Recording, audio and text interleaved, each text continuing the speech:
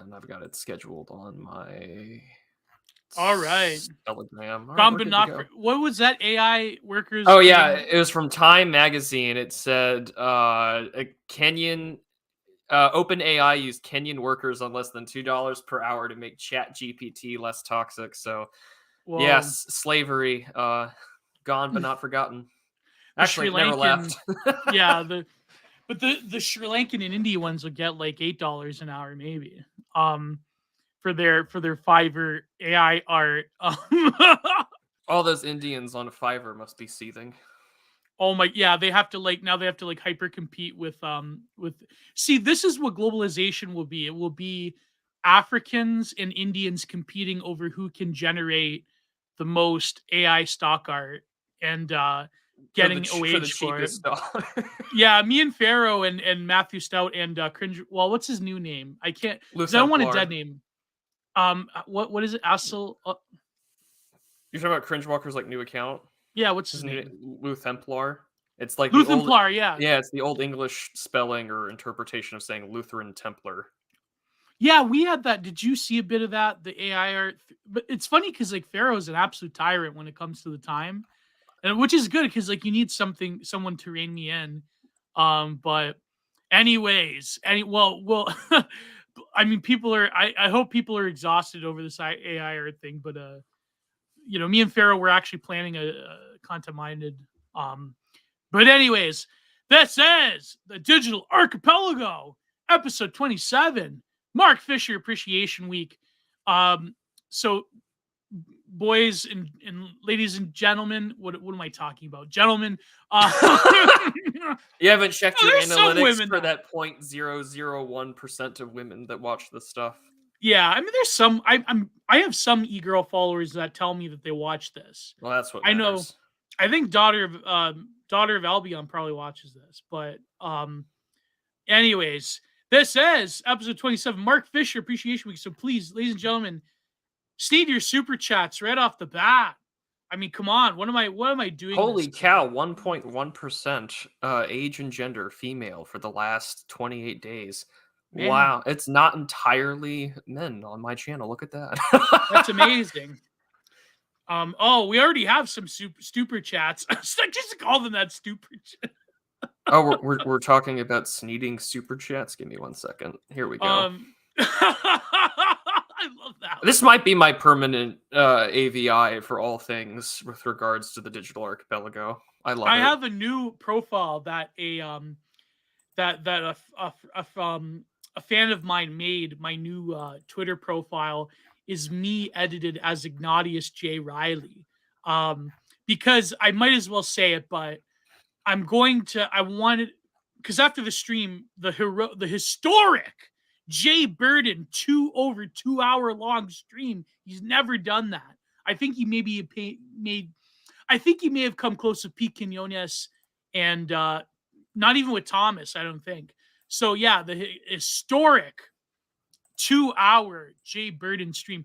We were talking about doing a Digital Archipelago that's about literature.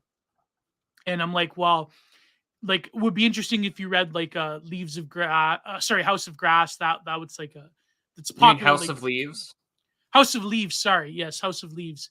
That was like, a popular 2000s book or early 2000s book. Yeah, it was fun reading in high school. You read in high school? Yeah, I read it in high school at the recommendation of my AP English teacher. Oh wow! So I couldn't imagine it being a curriculum book. No. Just my AP English teacher was like, "You might like this," which I don't know if what kind of reflection that is as like 17-year-old me, but I liked the book when I was 17. Did you read any Borjas before? No. Because that's what it's basically like a modern spin. You know how I know about the book? Literally because it was referenced in the ISIS album, In the Absence of Truth. It's like a lot of songs like Over Root and Thorn are about House of Leaves.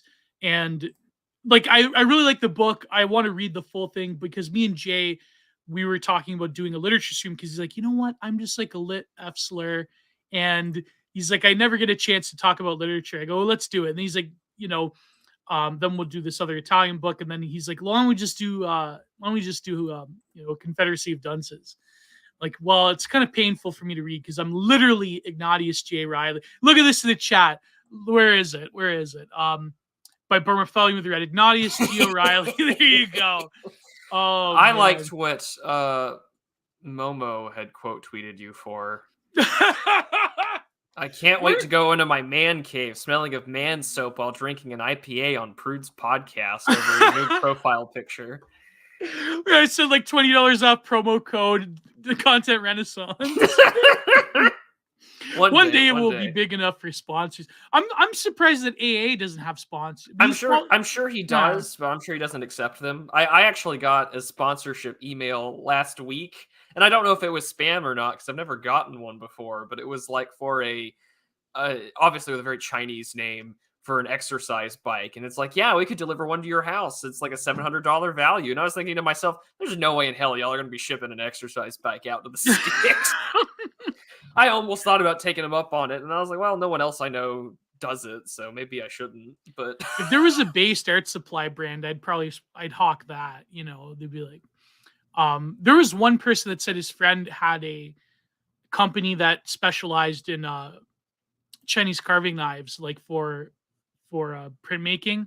I'm like, wow, sure. He's like, I'll do that, but that would be an interesting thing to approach the new founding guys like Matthew J. Peterson's thing that he's running, because they want to have like businesses that aren't ideologically aligned with current year civic religion. And I was like, all right, Matthew, we're mutuals, you should. Maybe. Yes. You are with him? Cool. I just have the organization that follows me, but we should like hit him up and be like, yo, you should start having advertisements for right-wing YouTubers to hawk these products. Yeah. The only person that does that, maybe I'll probably talk to Rod, because he sponsors podcasts in Man's World. So maybe I pay for like a Content Minded and a Digital Archipelago. Like I'll do a 2-for-1. I'm sure he'll give me a deal in Man's World, but I'm actually featured in the recent Man's World. My No Amnesty article, an excerpt is there with some drawings I did during the pandemic. So final point is shilling. This week I have, for some reason, for the past 2 days I was sort of out of it.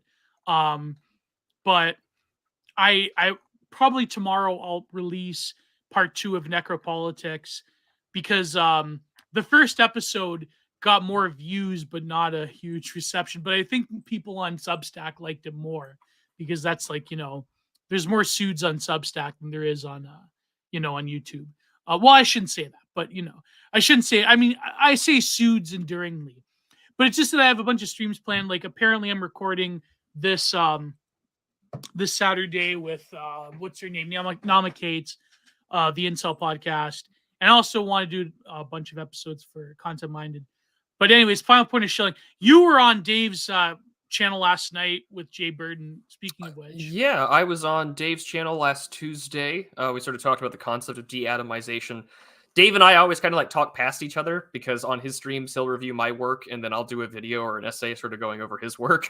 But that was a lot of fun. I have a new video out as of yesterday covering sort of the concept of the leftist ratchet and why that ratchet seems to turn leftward, and strategies and ideas as to how that might break. More specifically, how do you break the pall which keeps us from going backwards?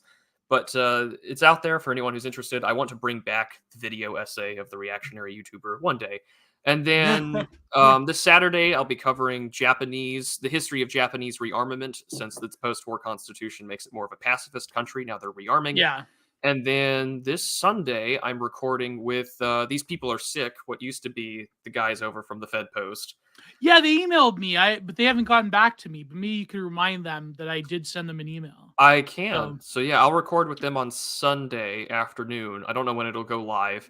And then on the 27th, so next Friday, I will be recording an interview with Benjamin Boyce. So it'll be very busy and productive next couple of weeks. Yeah, the other day I recorded an interview with Versaloon for Content Minded. But I have to like get back to people, and like I have to get back to Lambda and other people. So a lot of like, I'm trying to be busy, because in January people will start to panic. They're like, oh, I basically like the whole month was like partying, and then it's like, Well, not this, this Christmas. Hopefully Christmas next year will be better. But I already see super chats. Everyone like Pat, our good friend Patrick Casey, restoring odor. The top. Patrick runs a very fine perfume channel on YouTube, restoring odor, where he. You could say he's a perfume patriot. Yeah, he's a perfume. There you go. The perfume page. The perfume patriot. Oh, I didn't get to ask him, but since he's in chat, I had 4 people DM me yesterday over his quote tweet with the Sam Hyde. I had 4 people message me asking, does he not know who Sam Hyde is? And I was like, he has to know who Sam Hyde is. That's what makes this tweet so like chef's kiss level of humor. And they were like, no, we seriously don't think he knows who Sam Hyde is. And I was like, I don't think they're getting the joke. But yeah, Pat, if you can restore in chat that you know who the infamous Sam Hyde is, let us know. Because if not, then boy, oh boy, you deserve to get A-logged. But people like thought that was a real tweet. It wasn't a joke. I had 4 people message me saying that this isn't a joke. And they're like, we really think that Patrick has no idea who Sam Hyde is. And I was like, you guys have to be, kidding me. Like, that joke is hilarious. Like, that tweet was perfect. He's a total old head. Look, he was in a group chat with Sam in 2016, as if Patrick didn't need to be on another. All right, Raging Mandrill, I'm calling your ass out. Patrick Casey has a better sense of humor than you. Oh no, don't see again. I'm always like in the middle of old heads fighting, so it's my old head Oompies fighting. Perfume page. That should be a meme. It should be like up there with the smooches. It should be up there with schizophrenics online. Patrick, what cologne do you wear? Like, I wear I like black suede, and there's some Canadian brand I like wearing, but I like all like the the WAP ones, like black suede. But yeah, oh my god! Apparently, Benjamin Boyce had a stream with James Lindsay where talks about like how, which further incentivizes me to get my good friend Tyler Hamilton on Content Minded, because James Lindsay apparently has read a few pages from the Phenomenology introduction book, and so yeah.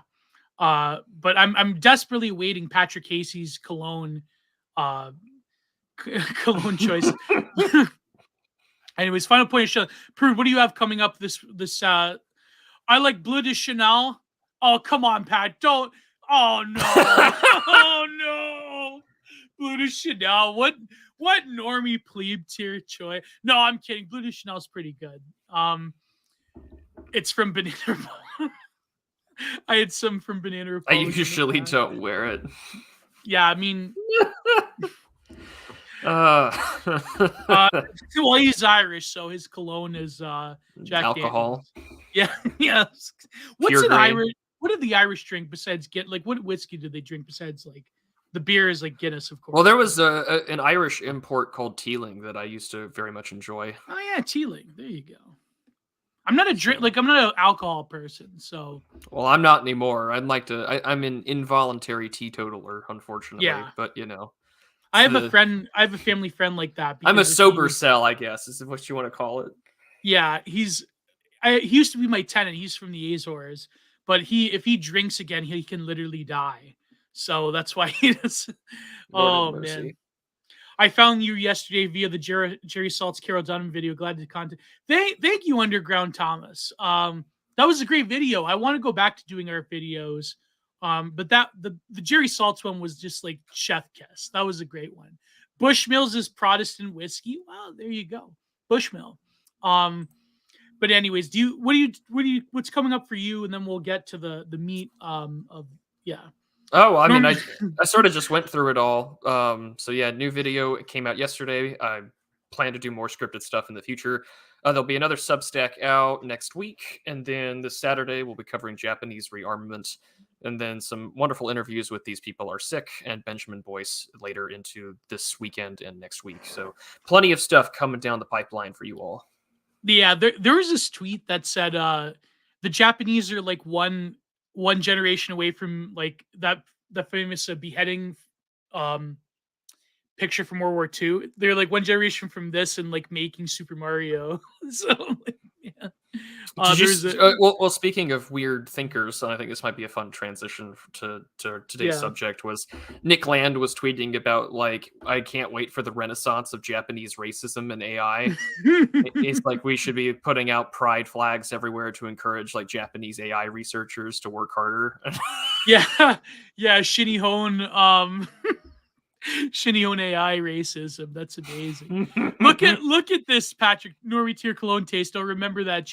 Listen, I don't need another Irish enemy. Okay, the Irish, for some reason, they have a very powerful memory when you slight them. So, I've known this when the Queen died.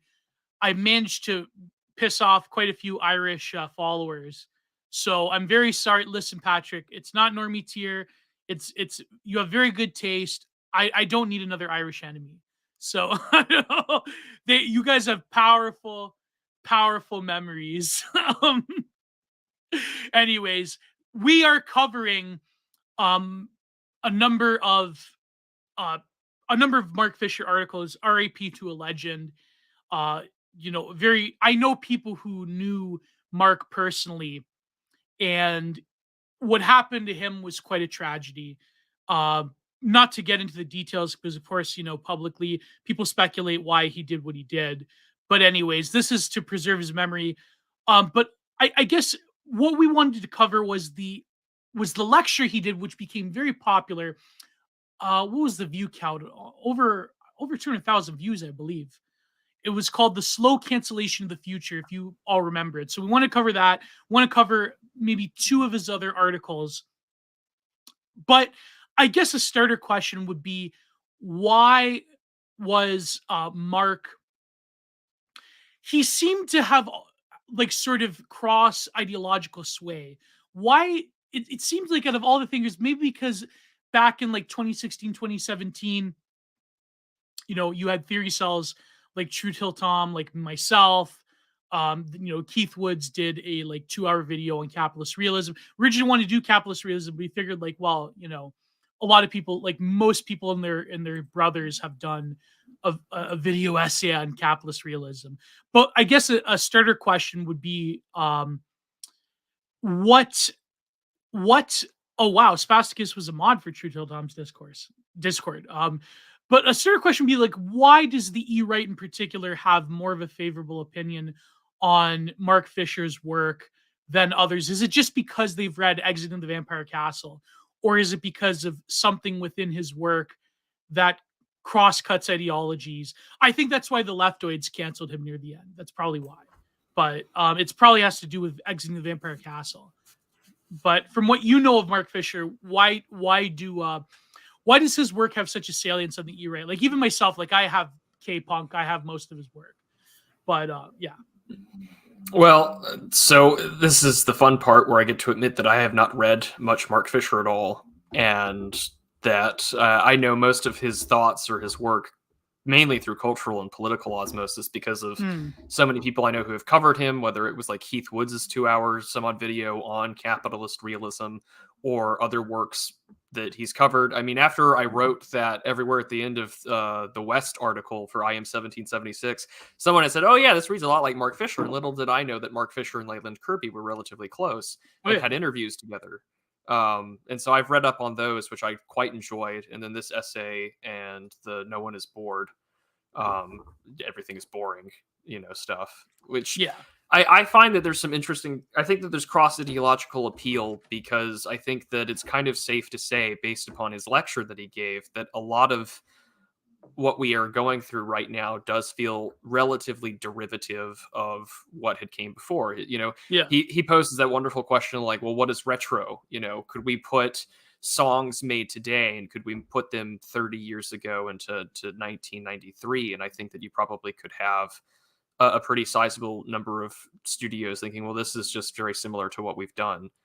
But at the same time, I think that there's also a really weird fascination where a lot of people in these spaces, and I think you and I are, we're just as culpable because we've read so many French postmodernists, whether it's in because of our education or because we find them interesting, that there's now this sort of section of I don't want to call them right wingers, but there is a group of people that aren't politically progressive or aren't politically what you would call traditionally left wing, but they in turn become infatuated with these ideas because we're all now opting to accept, I guess, into the discourse where, oh, we can talk about critical theory as a Yeah. viable tool to construct things from like a rightist position.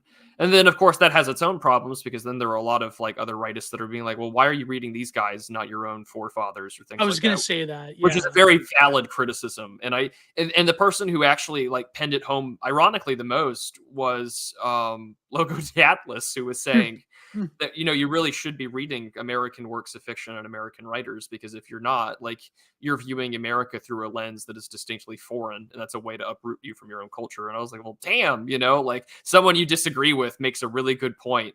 And that was one of those moments. But I find, and the other thing that's been nagging at the back of my brain, Geo, has been, Mm. the old phrase is like yesterday's revolutionaries are today's conservatives or today's Yeah. reactionaries.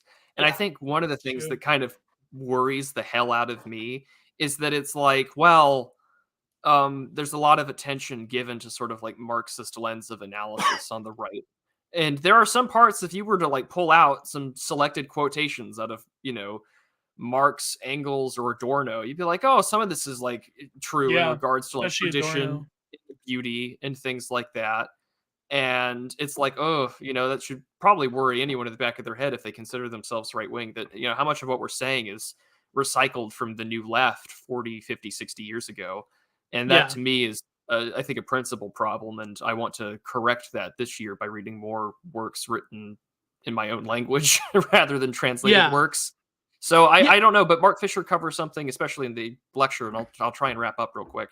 Is that he covers a lot that I feel speaks to everybody that's not, I guess, keyed into current thing. Like he mentions Debord's Society of Spectacle, Mm. and I think that he's absolutely right, that because we're all plugged into what he calls cyberspace. I mean, we're all attached in this transhumanist version in the Internet of Bodies, not in like the subscription service for everything type deal, but literally every body in the West now is connected to the internet. Every Yes. body is now screaming into a void of screams of 120 decibels or more, hoping that someone on the other side might hear their scream in particular instead of somebody else's. And I think that because of that, it feels very easy to slip into a void where, yeah, we'll rather listen to the 120 decibel void while we're waiting for the bus than perhaps appreciate anything else. And I think that that generates a rather schizophrenic and really deleterious environment for culture and growth, because what is it nowadays? Well, I just had a conversation, I think it was with Morgoth and this group chat that I was in, where, well, actually the reason why, your videos, like scripted stuff, doesn't do as well as say your live streams is because once you start doing something regularly, YouTube's algorithm, encourages you to do it Yeah. more and more rather than say traditional essays.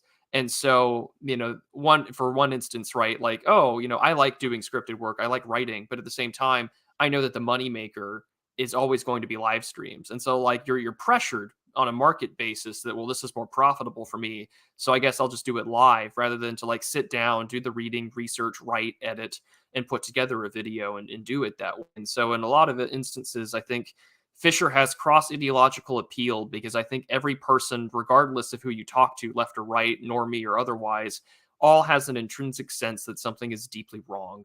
And Yeah. that this generation, this age, these last 23 years has been a really awkward, it's not that history ended. It's that, we look at history has resumed, and like what Fisher said in that lecture, we're all kind of bargaining with ourselves, or we're sort of like coping in some extent. Oh, nothing happens. Wars happen all the time. These events kind of Yeah. happen. Was they really that great back Were they? then? Yeah, were Who there really great cares? men in the past? Like who are the That's a great very men of millennial today? attitude, by the way. But That's and like, I think, well, that's the thing yeah. is that we are so poisoned by irony and by this, you know, boring sense of life, which suburbia certainly did not help for a lot of millennials growing up. Yeah. That, oh man, like that's where we're at. And so I think that that's a big reason why he's got cross ideological appeals, because he kind of identified, even if he may not be 100% right, I'd have to read more of him. But I think he identified that there is definitely a malaise that a lot of people can see and agree with. Yeah, there's a lot there. Like it seems that like I want to get back to the genealogy of like the theory cell and the right wing, but um, there's like a lot of malaise. I feel like there seems to be, as history re-enters, there's uncertainty to everything. So when I was watching that lecture, The Slow Cancellation of the Future, I remember this it was like an Amarna thread about like what is the core millennial versus Zoomers, and the millennial can be defined as like irony and disappointment, because it's sort of like we grew up in a different world, that the boomers taught us that if we believe hard enough, we could be whatever we want to be, and that middle class suburbia will be here forever. But a lot of Zoomers have grown up in like literal post 2008 America, where they're the only thing that's really certain to them is the online world, and the thing that is, or the access to it. Whereas like the material existence of their life, again, not to be like a Marxist, but like the materiality of their life is sort of not reflective of any certainty. And I feel like that huge the consciousness of a Zoomer is different, because the consciousness of a millennial is that middle class, end of history American suburbia, like Limp Bizkit, my generation, like that sort of like Gen Xer, like boomer Gen Xer reality, that's being stripped away from us. Whereas with the Zoomer, they never had that illusion of solidity to their life the way that millennials do. And there's still like some millennials that make it, whatever, but that are fortunate enough. But we're very we're very much like approaching, I would say, more of like a European youth culture type of thing, where you realize that you're going to live in your parents' house forever, if or you're a transient or something. Like, it's not the sort of middle class dream is a dream of stagnation. So when you have like leftoids, like that one, like I terribly despise this guy because he's like a hick lib and he's like a resentful Southerner, self-hating Southerner. What's his name? David Roberts. Yeah. That guy. He did that atrocious Waco thread.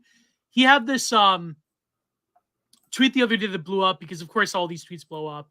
Even under Elon, I'm noticing that. Well, the regime that he's running on Twitter is different, problematic for different reasons, because everyone's getting throttled. But he had this tweet that blew up about like, reactionaries, they worship like, old consumerism from like the 50s, 60s, 70s, all the way, like even the 90s. They worship like, Pizza Hut from the 90s. And he's right, because I think the starting point of being like, millennials are almost doomed to repeat the boomer, like, wasn't it great in the 50s? Or now it's like, wasn't it great in the 90s?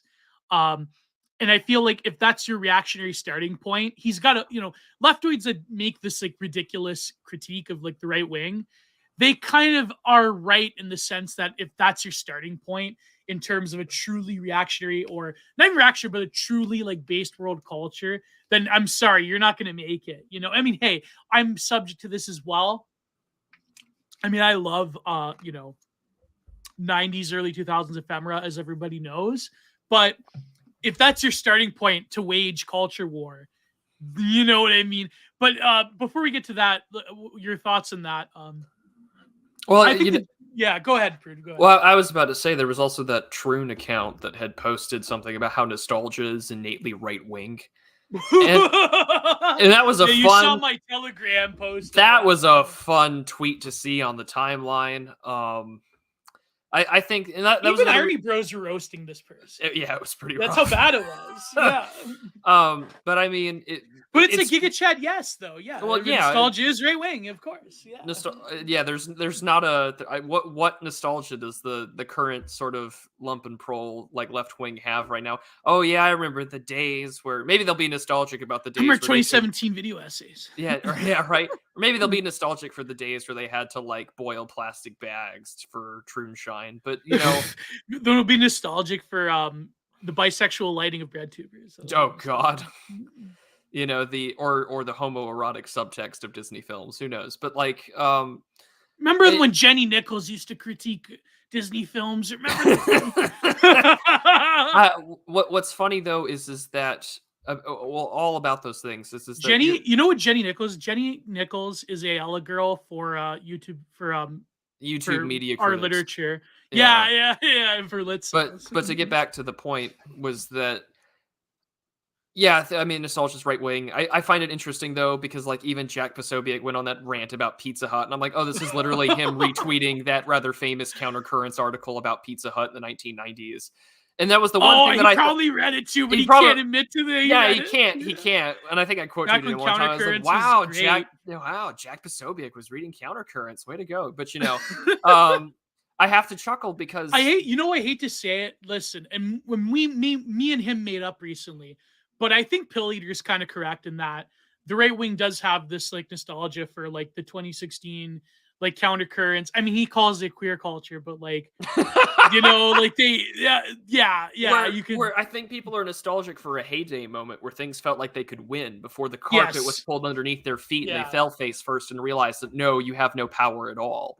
Um, but to finally finish out this point is that the one thing that made me laugh though when Mark Fisher was talking about like the housing crisis and about boredom, I was like, Yeah. when are you going to talk about immigration, Mark? That's a big part of it. Oh no, But he'll never know. Yeah. he never did. No. And that's the thing that made me chuckle. I was like, well, there's another part for nostalgia, and I think that the reason why it is so terminal in today's right wing is because, especially for millennials, more so Yeah. than anybody else, is that because millennials exist with 2 feet in 2 different worlds. Millennials exist in a world prior to 2007 and prior to 9/11 with the warmth of their childhood, and then Yeah. they live in the death of innocence post 9/11, post 2008, post COVID, where they have realized that like many sort of like class affected liberals and leftists, a lot of things were robbed from them by nature of happenstance, politics, and probably planned elite action. So yeah, they're angry. And I would be nostalgic too for a lot of regards to the past where things had a more societal cohesion, where the civic religion of the time, it was powerful enough that people could overlook things like Ohio in 2004, Florida in 2008, or all of the politicking in Philadelphia or New York City, and realize that that's just the way things are. We can get along. Yeah. Nowadays, you can't do that. That's fundamentally destroyed. And so people are nostalgic. And the right wing has their own return to the 90s problem that needs to be addressed because we can't go back to it. But that's the other thing I wrote in my essay, too, about memory is that a big problem for nostalgia is that the right falls into the allure and the trap of buying into this sort of false consciousness of advertisements probably created by people that don't look like them or don't believe in the same things they do, Yeah. out of Madison Avenue of the 1950s and 60s. And it's like you're buying into a false consciousness that wasn't there. It wasn't intrinsic to the thing. But the lefties will take it too far and say, like, no one owned a house. No one had a nuclear family. Divorce rates Yeah, were like... the famous one that blew up the 50s, like, I'm on drugs, my son is secretly gay. Yeah, I beat my spouse or whatever. Like, they have to create their own false sense of consciousness to tell themselves that they are liberated Oh, from I'm this on drugs evil. because I'm a Vietnam vet, therefore I have to, like, yeah, you know the one, Yeah, so I mean that happens a lot, and the left doesn't, but the right has its own version of it too. Yeah, like no one's ever owned a house. Like a white ethno-homogenous America was always a good thing, which is why they have to constantly implant a false consciousness that Britain or America was always diverse. That's why Bridgerton is like the worst kind of high fantasy fiction because it is diverse. Oh god. And so yeah, I mean those are things where you have to hit it at, and that's the point. Is that. And I mean, even Pat says it in chat. Growing up, there was really no sense that things have gone miserably wrong. But I think in a lot of ways, we've canceled the future because, well, 9/11, the war, the financial crisis, the oncoming next recession, which is really just a continuation of the big sad from 2008, and the war have all iterated the idea that all of these futurist visions of what the world was going to look like in the 2020s. What's the ultimate perennial meme about that? Whoa, it's 2023. I was supposed to have a flying car. And what's this? It's the ultimate Bob Chipman, movie Bob, angry kind of reaction that is the kind of person I think that Mark Fisher would really be speaking to, because like, oh, the future's been canceled because, reality got in the way to some degrees, or we've accelerated the malaise of, boredom. And we turned it into spectacles that every person now can participate in the spectacle. And if they're lucky, because what are Western kids really excited about being these days? Influencers and streamers. And so if Yes. we're lucky, we too can sell ourselves to the great If you're commodity lucky, guy. you too can be Prudentialist one day. If you're lucky, you too can be me. Or oh no, sorry. You If don't you're want to be me, lucky, kids. no. If if you're lucky, Don't one be day you me. could be like academic agent. That'd be pretty great, man. If I you're wish I had lucky, you could 70K. be like Oren McIntyre and make it big. Yeah, man. Yeah. You know what's funny though, because Oren, when he released that video where he was working for what's it called? The Blaze. The the Blaze, yeah. I was gonna say Daily Caller, but the Blaze. He like hinted to me in the when I congratulated him in the comments. He's like, maybe I'm like you. I said you could red pill these people. He goes, Gio, maybe you could help me on the way. I'm going. I wonder if Oren he thinks I'm optical enough to work for the Blaze. So I wonder if I wonder. No, but maybe unless. They're doing a background check on who they can hire. It's like, what's his problem? I just am safe. Yeah, it's I mean, well, he associates with certain people, but nah, probably not. Don't we It's all? yeah, don't we all? Just like the waters we float in, which is kind of funny. Like people calling me an Austrian painter is kind of weird, just because I do streams with people. It's like wow. But you know what's funny? Like yeah,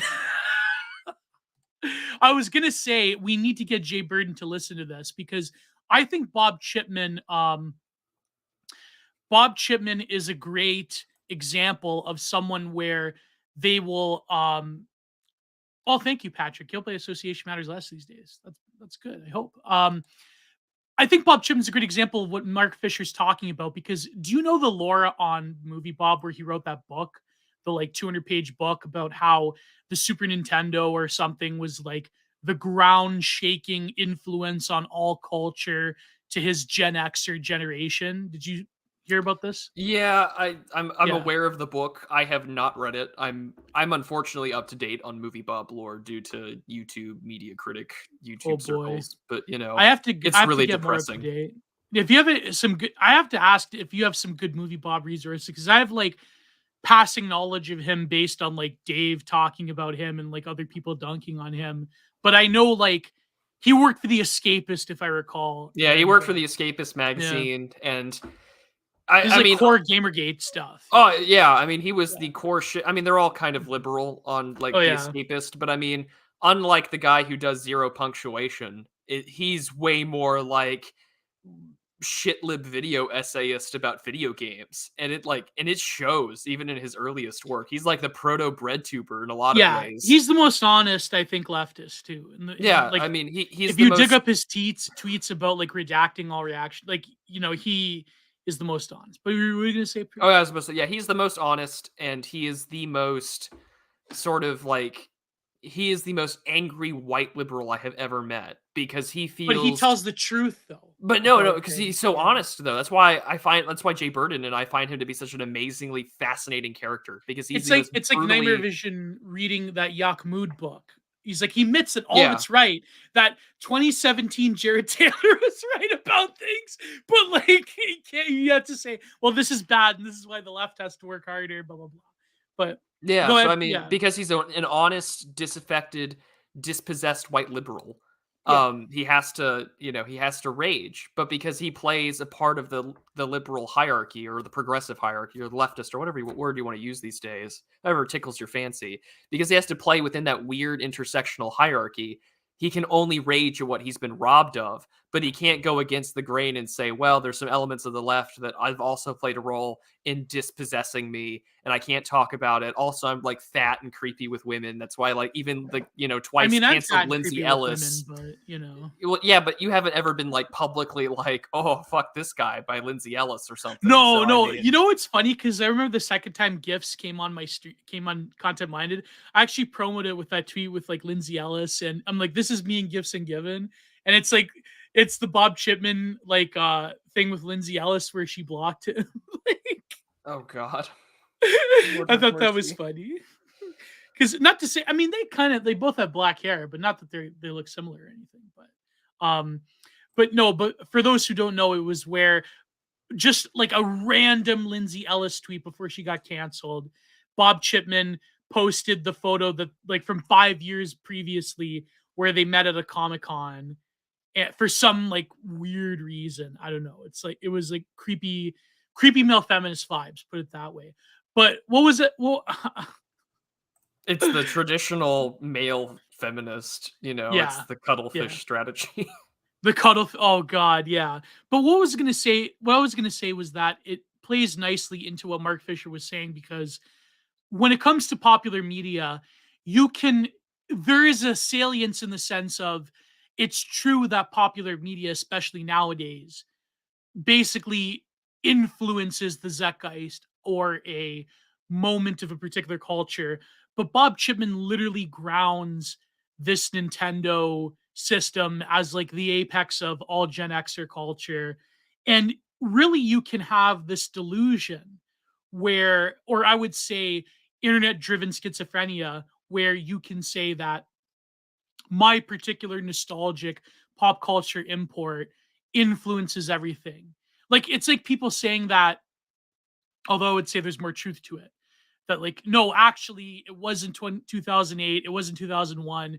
Gamergate more than anything influenced, like brought us here. And you can really like you could actually make that case, but it's still within the framework of this pop culture or this happening or pop culture product influenced this whole generation.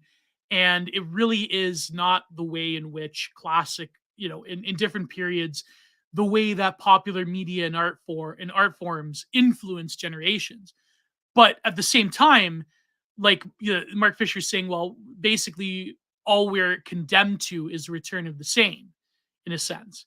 And Bob Chipman like saying that, no, well, actually this game system influenced what is Gen X. It's like, well, it's almost like in his head canon, he's right in a sense, because now he's been made right by the apparatuses of cultural stagnation. And so, but anyways, before we get to that, what I wanted to go through, if you look at the history of reactionary thinking on the online world, you mentioned Adorno, right? And Adorno is a good case because if you strictly look at aesthetic theory, or well, not that people read aesthetic theory, but like if you look at memory moralia, or if you look at especially the dialectic of enlightenment, you'd be like, actually he's a base reactionary in hiding, right? But then you look to his book, what was it called, the personality of fascism, or the anti-fascism test he came up with, which is essentially just Umberto Eco's essay, but like with psychojargon, right? Where he's like, Yeah. well, actually reactionaries, they have this cult of tradition, and there's The a authoritarian psychological, personality. the authoritarian, exactly, yes. And of course he's working from both that essay, but also Wilhelm Reich's authoritarian personality essay. And he's like making the psychological test. Yes, Hikiko Mori's, but don't raise up, don't even go inside, stay online, just vibe. Exactly, internet friend. Exactly. But yeah, the F scale. Yeah, the F scale. Yeah, yeah. So therefore, there has been of recent years a lot of skepticism of this theory selling in the E-right. There's this great there's this point that Jefferson Lee made recently with Josh Neal. And of course, like I don't co-sign the people that they were attacking in this particular video, but Jefferson Lee did make a good point where he said that back in 2016 to about like 2018, it was very popular, um especially because of the theory cells on the French new right, the European new right. They were like, it was very popular to be anti-American, that America was like the great Satan, and that like really, we're European. Like this was like the countercurrents, Arctos, more like French New Right theory cell type of stuff, which I mean, I was, a part of as well. Not, I was never affiliated with like countercurrents or anything, but I mean, like, leading the way for theory cells in the E right. I like to think I did my part, but now people have sort of gone back to like, maybe we shouldn't be as hostile to our countries as we are now. But that's just like a point of like genealogy in terms of how a Marxist thinker like Mark Fisher can become quite popular in the E right. And I think like to Mark Fisher, like, and I say this with love and respect because I generally do love his work.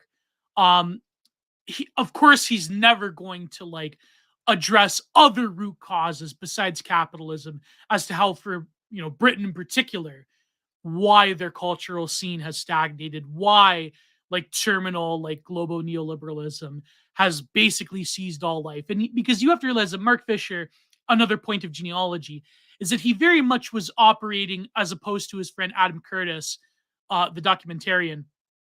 He very much had more of a rose-colored picture of like 70s Britannia, of like the punk movement, of acid communism, where genuine like, and of course he's getting this from Situationist International, right? He's getting this from Debord and other people, where he's saying that you had opportunities to underpin a genuine cultural movement that was exciting and was fun, and like now that these like you know in between generation and Gen Xers, now that they can express themselves in like these slums. And, this is before Tony Blair came and just absolutely crushed everything.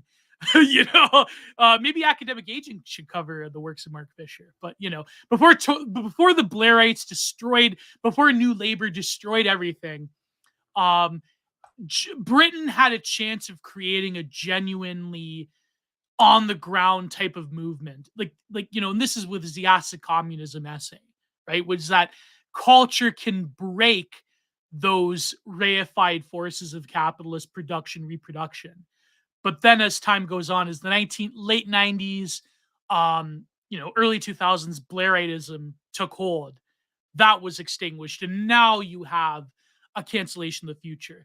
But then I think Mark Fisher, when he talks about America, then of course, like this is more easily felt. But so let's go into the meat of the lecture, the slow cancellation of the future. He's getting this from another author, and he talks about these cycles of history, how they grind to a halt. And now in the internet age, we have true postmodern eclecticism, where anything can come back, anything can be revived, any trend can come down the pipe if enough Instagram influencers meme it into existence. Or rather, I would say, when it comes to the influencer, cynical forces of these I would say that they're the progenitors of Madison Avenue, people that are like these marketing firms that take like even the smallest like Instagram influencers or now TikTok influencers and try to like meme into existence various cultural trends. And we know this through like COINTEL Mockingbird, even like the glow in the darks, like even the American military does this. That I don't see King Salmonfish in the chat, but that whole like Lejeune woman who's like riding a tank on TikTok. She's like talking in this very like chic nihilist type of like, heroin chic aesthetic, but really it's like basically a recruitment tool by the American military to like take e-girls and convince young men. It's like, if you apply today, you can get an e-girl by joining the American military.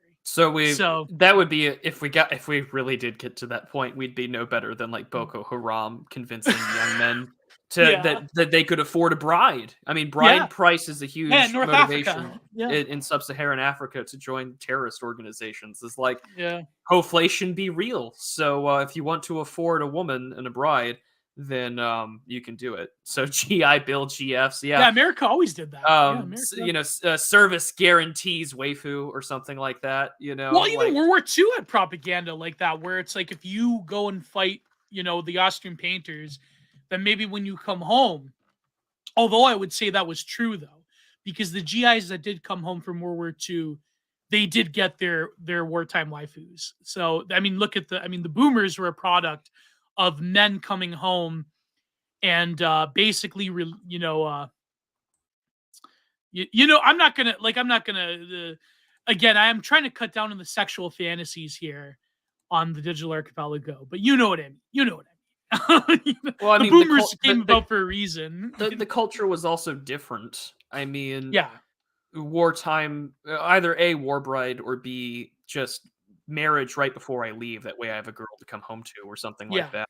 Yeah. I think that matters in that specific context. Whereas nowadays, right, like we've said before, where every person, I think, has commodified, because we've all like commodified themselves. It's all been the aspect of the fantasy that the girl next door is attainable for $8 a month.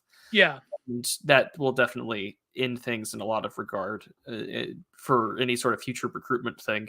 Well, it Not to started in Vietnam, I feel, where you got married, but then you got a letter saying that she's divorcing you. Like the sexual revolution coinciding with the Vietnam War did like a number on the GI experience, right? So, Oh yeah, yeah. how much of that history or literature I don't know. Well, even like the Iraq and But it is in Afghanistan, popular culture. Yeah, the Dear John letter, or you come back or that home and scene in your wife has Jarhead with the cheated you. movie. Yeah, that Yeah. too. Oh, that was terrible, man. That was brutal. But I think, but Mark Fisher's point was that the future is canceled because of the reality that anything can come back. So we're always, and again, this, and he writes this essay. I believe it started off as a blog in K-Punk, which K-Punk was his blog that became this huge book that compiled it when he died, when he, you know, when he self-checked out, and that was for a variety of reasons, which I won't get into, obviously, out of respect. But he wrote, I believe, an initial blog in K-Punk, and then he wrote Ghosts of My Life, where he talks explicitly about the theory of hauntology, which, as you know, every single Brett Tuber essayist has to talk about hauntology. But but he wrote about the slow cancellation of the future in the first chapter, where he talks about how the fact that everything can hauntologically come back from the aether. I'm doing the John David Ebert hand motions right now, trying to explain it, but things can come back from on high now that it can come into the real culturally. Therefore, we are always haunted by these hungry ghosts of cultures past, and the impetus of creating something new is impossible. And in some ways, this is how, essentially, whatever you want to call it, capitalist realism, that is the sort of trick that's played upon us, in that they tempt you with that nostalgic longing for an immediate past that can come into current cultural conditions, and therefore can never break the cycle of novelty. Novelty is dead, like the future is dead. So, I mean, that's how I read into the lecture. But you have, I found the lecture interesting on this basis because I get it. The lecture itself is almost a decade old, which is crazy to yeah. think about. Oh my gosh, 2014 was 9 years Yeah, ago. I know, man. My Oh God. my gosh, oh man, my 10-year anniversary from high school is about to come up. That's weird to think about as a grown man.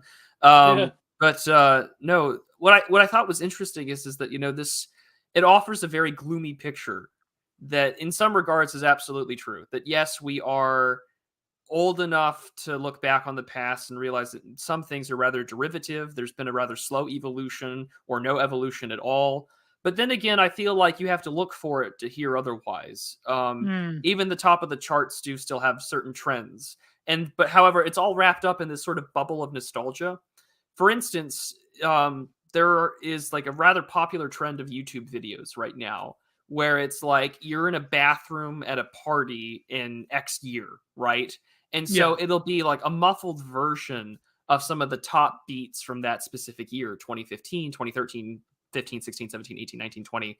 And it's very odd because it's like trying to return back to what the moment felt like if you went out.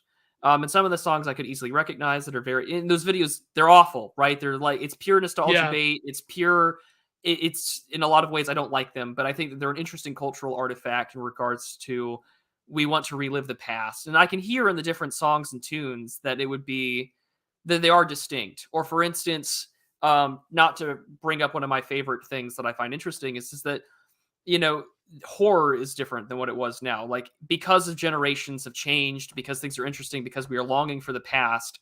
The horror of today is utilizing tools to mimic the technology of the 1970s or 80s. Yeah. Analog horror, right? That's Or even the distinctly, 90s. but that's Yeah. distinctly novel in my perspective. Like that would meet in my book, and I'm sure the law's interpretation of what constitutes novelty in regards to a patent. And so I find that, yeah, we're engaging in sort of a schizophrenic cyberspace that we're connected to 24/7. I think that that personally requires some technological ascesis, which I advocate for. Mm. But he has a point that I mean, yeah, everything has become commodified, and we ourselves are in essence commodities, where we value ourselves and our opinions and our relations to others, that people can objectively weigh it by some, not completely objectively, but you can weigh it by some degree of clout. And Yeah. so we're perpetually attached to a machine that is overstimulated at all times. That overstimulation, I think, coincides rather well with Kaczynski's over socialization. We are over socialized, overstimulated, and because we are constantly attached to a whirlwind machine, there is no brakes, and that can leave a person sitting on a train that is going like high speed rail, going 112 miles an hour and or faster, and you're just thinking to yourself, wow, like I'm sitting perfectly still, but I'm going hundreds and hundreds of miles an hour, and I feel, lost, or I feel like something is deeply wrong. His take on music I found to be the most interesting part of it, Mm. because you're right. I think that there are a lot of songs that try and bring things back from the ether of the past into today. I mean, synth is definitely not going to come around, or has come back around in regards to that. And I think that that's a very good point that he makes, that, oh, there's some stuff that we could come back. We could feel these things. They were distinctive. Well, now they're definitely back. I just think that the technology's changed slightly. And Yeah. I find that I think we've canceled the future because we don't want to think that we're living in a particular moment in history. I think that COVID showed this really clearly, that for the regular average person, we have been so disassociated and so far removed from the concept of our own mortality Yeah. that we will do anything to preserve normalcy. We will do anything to preserve the normal aspects of life and living, of going out, shopping, taking a picture of our food on Instagram, whatever. That this can't be it. This can't be the future. It must be defeated so we can return back to the static way of living. And so we cope. Society writ large coped about these things, whether it's the war, like, oh, nothing happening, gang. When the fact Yeah. that is the war that we're seeing, it started almost a year ago now, has been one of the biggest changes geopolitically and in the world stage Oh, in a very definitely. long time. And I Yeah. for some reason we're treating this like it's another spectacle, or the way that we've commodified certain things to where, what BreadTube has been talking about today, for the Oh last few God. weeks, has been talking about Gonzalo Lira's debate with like Laserpig or whatever about the war, or some discussion that turned Have into a they real. been talking about it? Because Destiny Rage quit, I remember. Yeah, I think they both did, but I mean, it turned into a BreadTube discussion for like a week, and I thought, and What do again, they talk about? What are the sides here? What's Vouch's? Because Vouch is like a sh a shill for the U.S. shill. State Department. But I Yeah, pretty mean, it much. was. I just noticed the headlines. I'm not Dave the distributist. I don't watch this stuff. They're not my. Mm. I don't. I don't speak that language. But I imagine all of BreadTube is on the side of the blue yellow, right? Like, I'd imagine. I'd Yeah. imagine so. But I mean, Except for like those few like tankies, like the Haas cells, but they're not like really BreadTube. They're like because BreadTube I hates them. I just thought it was interesting that in this one niche corner has become the discursive hot topic for a week, because I think Uber Soy did a spreadsheet of all of what BreadTube talks about, and it's always about current thing. There's no staying power. The only Yeah, real space of intellectual discussion that can hold the test of time, or a video or a discussion like this one that can hold the test of time, is here. yeah. Um, and so What's your yeah, opinion on Uber Soy, by the way? Like, I mean, me, I like, don't I don't know him very well enough to I have an don't know. opinion. Like, I watched a few of his videos. Like, I disagree with him on the war, obviously, but I mean, maybe I don't know. Maybe I'll talk to him one day. I'm not against Super Soy. Just that I feel like at the beginning of the war, like he's got a very interesting relationship to Russia. So I don't know. I don't want to talk mad smack. You know what I mean? But I don't know him well enough to have a yeah, me positive or negative neither. opinion. I know like a lot of like certain people in Telegram ghettos don't like him, but Well, yeah. you can, uh, for reasons that they both lean into and are obvious. I think his cover photo on Twitter is something that Mr. Davis had said. So I mean, it's an interesting place to be in. But yeah, no, to He may swapped the G with the S with the G. You know? yeah. So Oh boy. but to get back to the lecture, Yeah, yeah, I found it interesting. There were parts that I agreed with, and there were parts that made yeah. me think, because my Like I brain, said, I'll talk to anybody. I'll talk to Uber Soy one day, maybe. yeah, That'd be interesting. But yeah, go ahead. I just I look just want at to make it. that clear. We're not like gossiping. I'm just saying, No. I'm open to talking I about just anything. thought that his spreadsheet was actually really good data because it's like, Yeah. oh, they only Yeah. talk about what's trending. They don't talk about anything that lasts long, that has any staying value. There are a few though, like that. Look, he's got a different name now, but like he went by Cuck Philosophy. Like he, I think, is like as much as I despise like left wing video essayists, I think he's like the better one because he's actually like read theory. Like he's not like going out there like an idiot, being like, well, this Disney film laments the stagnation of late capitalism. It's like, how many videos? But yeah, go ahead, Prude. I'm sorry, I cut you off. Oh, well, I wanted to Yeah. watch I watched the whole thing. I listened to it and I wanted to I wanted to I watched it almost adversarially because there were Mm. parts that I knew I was going to agree with. I was like, I knew there was going to be something in here where I was like, yeah, I'm going to enjoy it. Well, the Mark Fisher video? Yeah, the lecture. And I Oh, I kind thought of you wanted meant a Cuck Philosophy video. So I'm Oh, like, no, what? no, heavens no. I don't know what he goes by anymore, if he still goes by Cuck Philosophy or not. Yeah, CCK Philosophy. He uses his real name now. yeah. Interesting. CCK. How to Philosophize with a Hammer and Sickle. Oh, that's his book? Oh, ack. Whoa! Ack. Okay, I take back everything good I say. No, I'm kidding. But Uh, that's a pretty cringe title. That's like if I had a book, philosophizing with Gabagool. It'd be like, I would probably buy that book just for the shits and grins, but I should be like a masculinity grifter, but like for fat guys. You know what I mean? Like I had this tweet where I'm like, I should give out poo advice for fat guys, but that would require me to have a GF. right wing politics for guys with dad bods. Yeah, there you go. go. But I thought distributors started to cover that. I No, don't know. I'm kidding. Oh, jeez. I'm not throwing shade. No, I love Dave. I love Dave. I'm not. Uh, He would find that funny though. He'd find that funny. Maybe, I don't know. I would say, because I was thinking Sargon, but Sargon's working out now. He doesn't have the dad bod anymore. Yeah, Sargon works out and does his keto diet and all that jazz. Yeah, man. Cyber Ninja Zero. Yeah, I was gonna say my 600 bad ideology. Oh, you're so bad. I wanted to get internet friended and content minded, but I think I'm gonna have no. Listen, G, your mobility screw has to be at least $100,000 to impress the lady. What color is your Randall? What color is your Randall? You brokies. Triple. Oh my gosh. I'm thinking back to 2015 Moonman memes, but go. Yeah, we were gonna say about Mark Fisher. I watched going into it adversarially. I went into it adversarially because I was just thinking to myself, there's gonna be parts that I probably am going to agree with, but I wonder how much of our future did we cancel? How much of this phenomena is just lamenting late capitalism, more or less? Well, yeah. Is it just a lamentation for like an open, globalized society where capital runs more or less everything, or did we feel this in previous points in time in history? I don't know. The one thing that is definitely true is that we've canceled any future for what the nation would be. Like, what is the future of the nation for Britain? Like, what is the future? Oh God, we canceled it. New Labor, mainly the conservatives, but I mean, like, we canceled it through, and I can't even say we. The future of Britain, the global American empire, canceled it. Yeah. I mean, and even to that degree, like, what is the future of America? We canceled it with the Hart-Celler Act in 1965.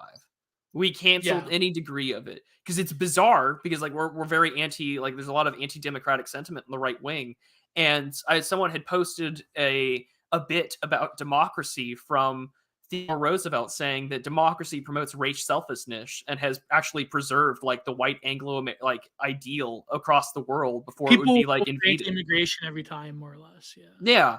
And so it's just like, well, we canceled the future because we've deracinated ourselves to global capital, which in turn promotes like the free movement of bodies and by later extent self-commodification of all things, to where even, there are like sort of like these charismatic and evangelical Christian churches that will literally do like search engine optimization and pick their music based upon what the local population is like. And so it's over. That's terrible. That's over. It's over.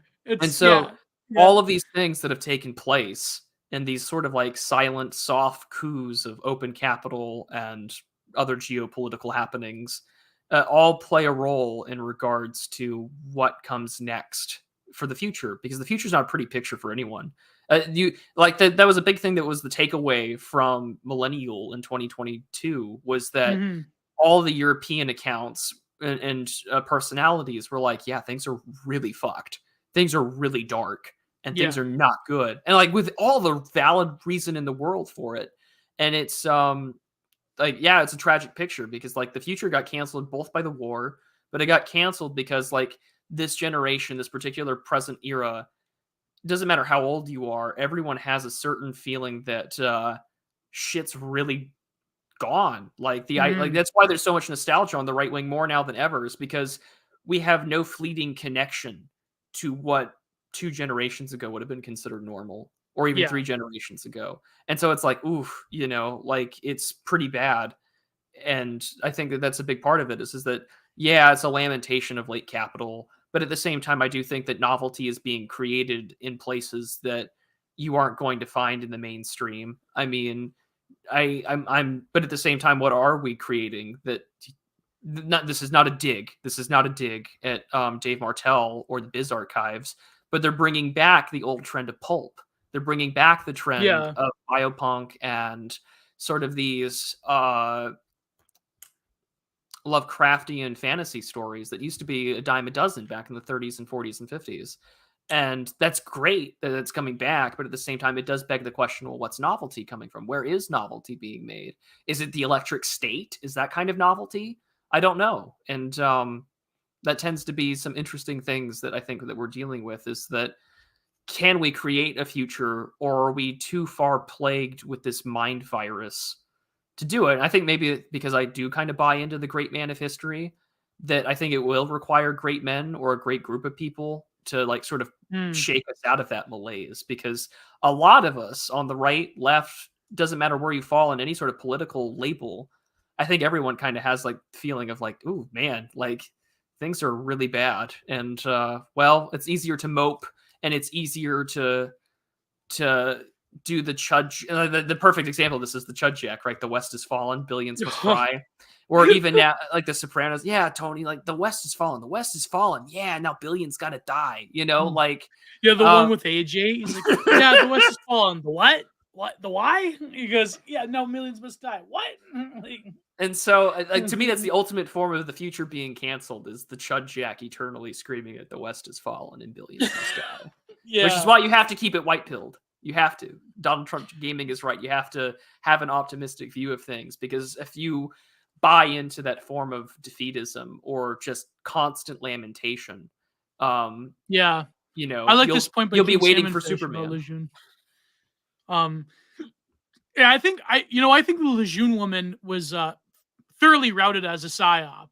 So, but no, but I think that like in in Dave's in Berserkive's defense, I think that Oh, Pulp. I'm not digging at him. I bought stuff from them. I love No, it. no, I'm no, just no, no, saying no, yeah. I think that there's some truth to the fact that we bring things back. Not to say that that there aren't people creating novel Yeah. things. That's why I kind of find But I feel like the reason why pulp is becoming popular, like why ZHP stories are popular, is because I feel like the right wing on the internet does have like there is like a very powerful like biogenetic undercurrent. And so when you see like in real time the transmogrification of whole populations, it does remind you of like what Lovecraft experienced while he's like walking in New York and he's like seeing all these immigrants. And it's like very much like a bioracial thing. And it's so I feel like the right like pulp is like being right like it's being like it's always been reactionary. it's always been reactionary in the sense that it's like it was It's castigated as probably Dave's lowbrow. best video, is that Zero HP Lovecraft and why horror is reactionary. Yeah, It's always has yeah. been. Yeah, but like that's why because even though it's been like castigated as like lowbrow, like I think like this is into like I think of criticism of Mark Fisher in that he wants to think that the left wing, like the global left, can still recapitulate a sort of situationist vibe, an acid communism, a rejuvenation of culture, the way that the punks did, where low cost of living, being free from work will essentially lead to mass cultural underground production, even though the internet has, in a way, destroyed a capacity for a true underground because everything is accessible at any time.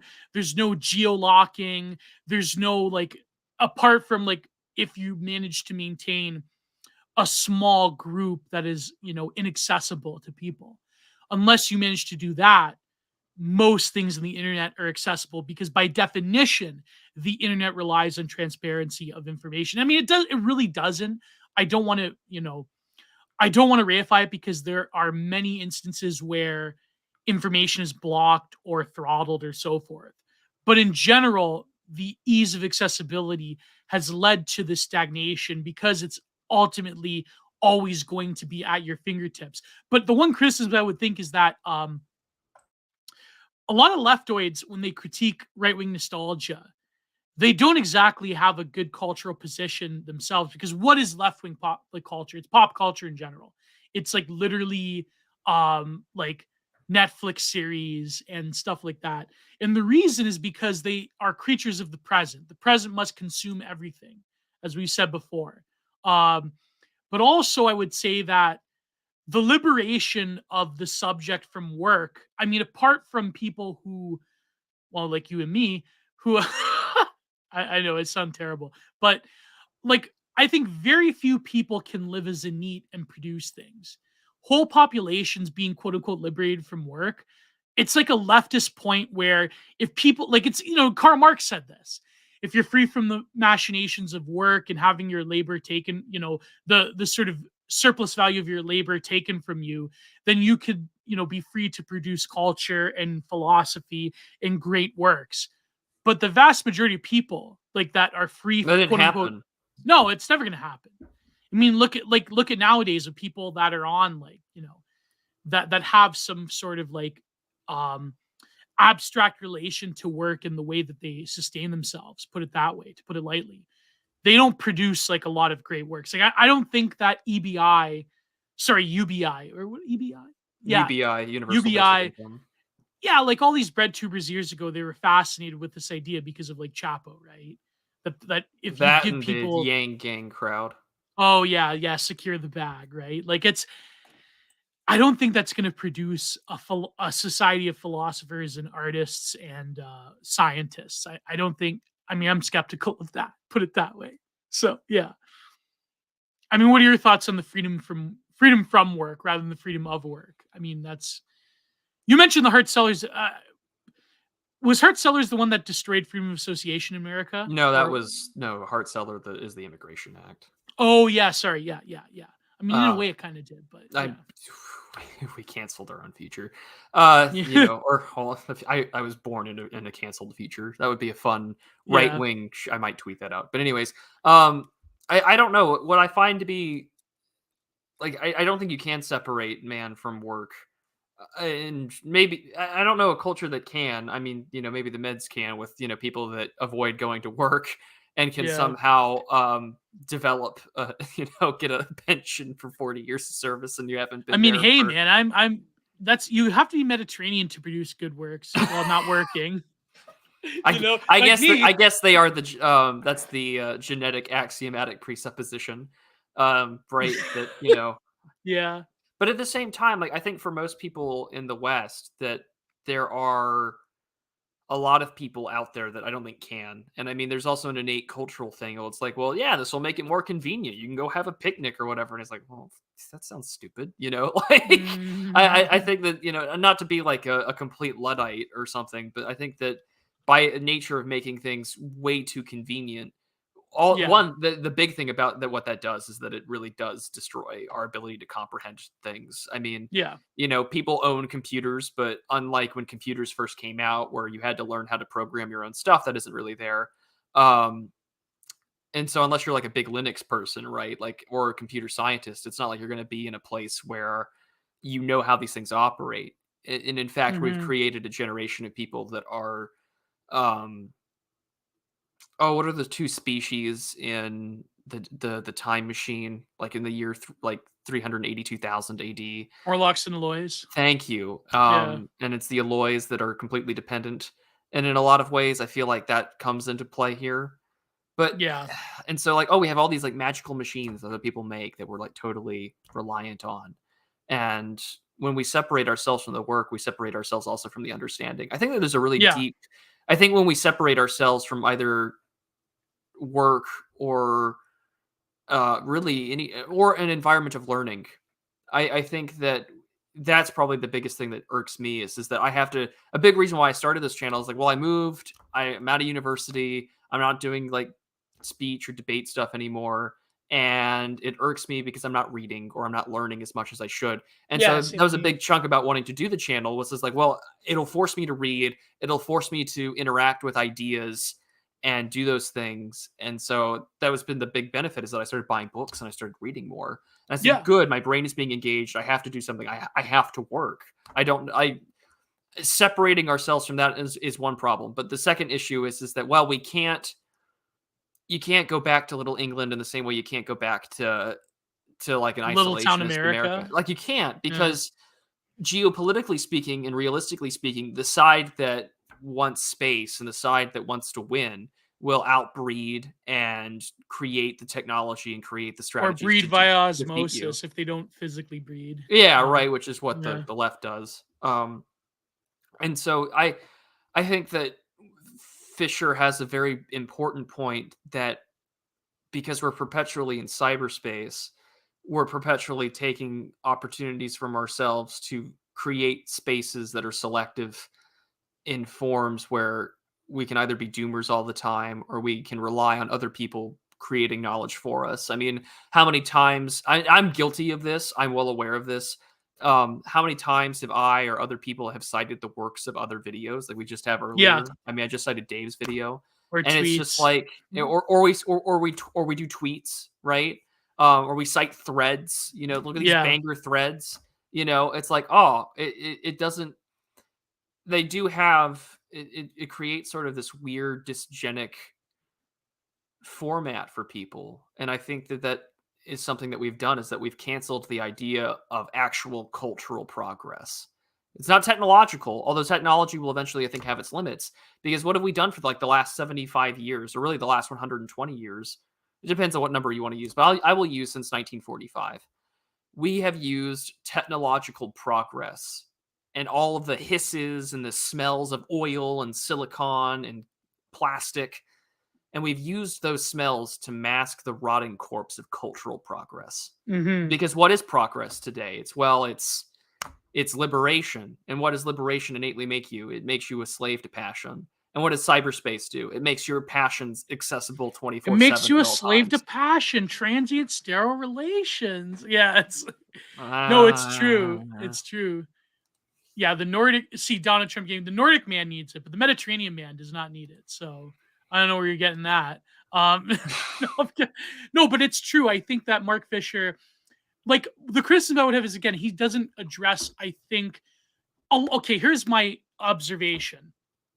Now I get this from also reading Necropolitics recently, but also when you look at, for example, in the contemporary art world, there was the four people, I believe it was a 2016 or 2019, that all four of the Turner Prize people won. I there was the one Chilean guy that lives in Britain, and he has this installation piece with these straw men that are in like this bus terminal. It's about like critiquing global migration and immigration, right? I think like a lot of and so Mbembe in Necropolitics talks about the repopulation of the earth from like the colonies to the west. A lot of like smarter people on the political left, they will acknowledge the problems with like mass globalization and immigration, how culturally it sort of reaffirms the Nietzschean point about culture that a monosyllabic, monolinguistic culture will always produce better works because people have a greater cohesion and cultural understanding with each other rather than multicultural societies, which have a mixed bag of different influences. So, a lot of smarter people on the political left in like post colonial studies, they will admit that, yes, it's true that they create monumental cultural, racial, and religious tensions. But they'll say that, well, this is actually, it's just that the global south is moving to the global north, that, because of colonialism, that this has to happen. But they won't, but they'll sort of like leave open-endedly that analysis that and the internet has accelerated this, that the mixing of cultures itself and the mixing of peoples has led to a sort of default towards mass pop culture gruel that has to be by definition accommodating, and that this does not produce great works. And so when Mark Fisher talks about how, like, in Britain you could like go to any radio station, it's like a song produced now can seem like a song produced in the 70s, or an electronica song produced now seems like it could be produced in like 80s, in the 80s in some Bristol warehouse, right? And how this is terrible. But when you look at how Mark Fisher and how other people that, came after him, like in the British scene around Goldsmith University, they'll talk about like how, Tony Blair and the new Labor people destroyed the possibilities of having a true underground cultural scene and having a true counter political movement on the left, and how they basically subsumed things under neoliberal capitalism. What was one thing that Tony Blair accelerated? What was that one thing, Prude, in Britain? Besides modernizing and trying to Americanize the British civil service and its courts, immigration. Immigration, exactly. They'll never touch that for obvious reasons. So that's my critique of the sort of cultural analysis on the political left. They want to embrace like global South cultures, like especially in the contemporary art world. They want to have this like sort of taking the scenes of the global South, whether it be in Nigeria, whether it be in Chile, whether it be in different places. They can't address the xenophilic elephant in their own bedroom. Exactly. But they have to only appropriate these cultural exports as cultural exports from the quote unquote post-colonial global South.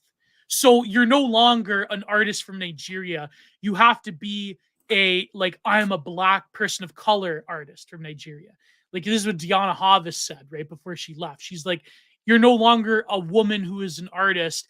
You are a woman artist. You're no longer a person from Nigeria or wherever.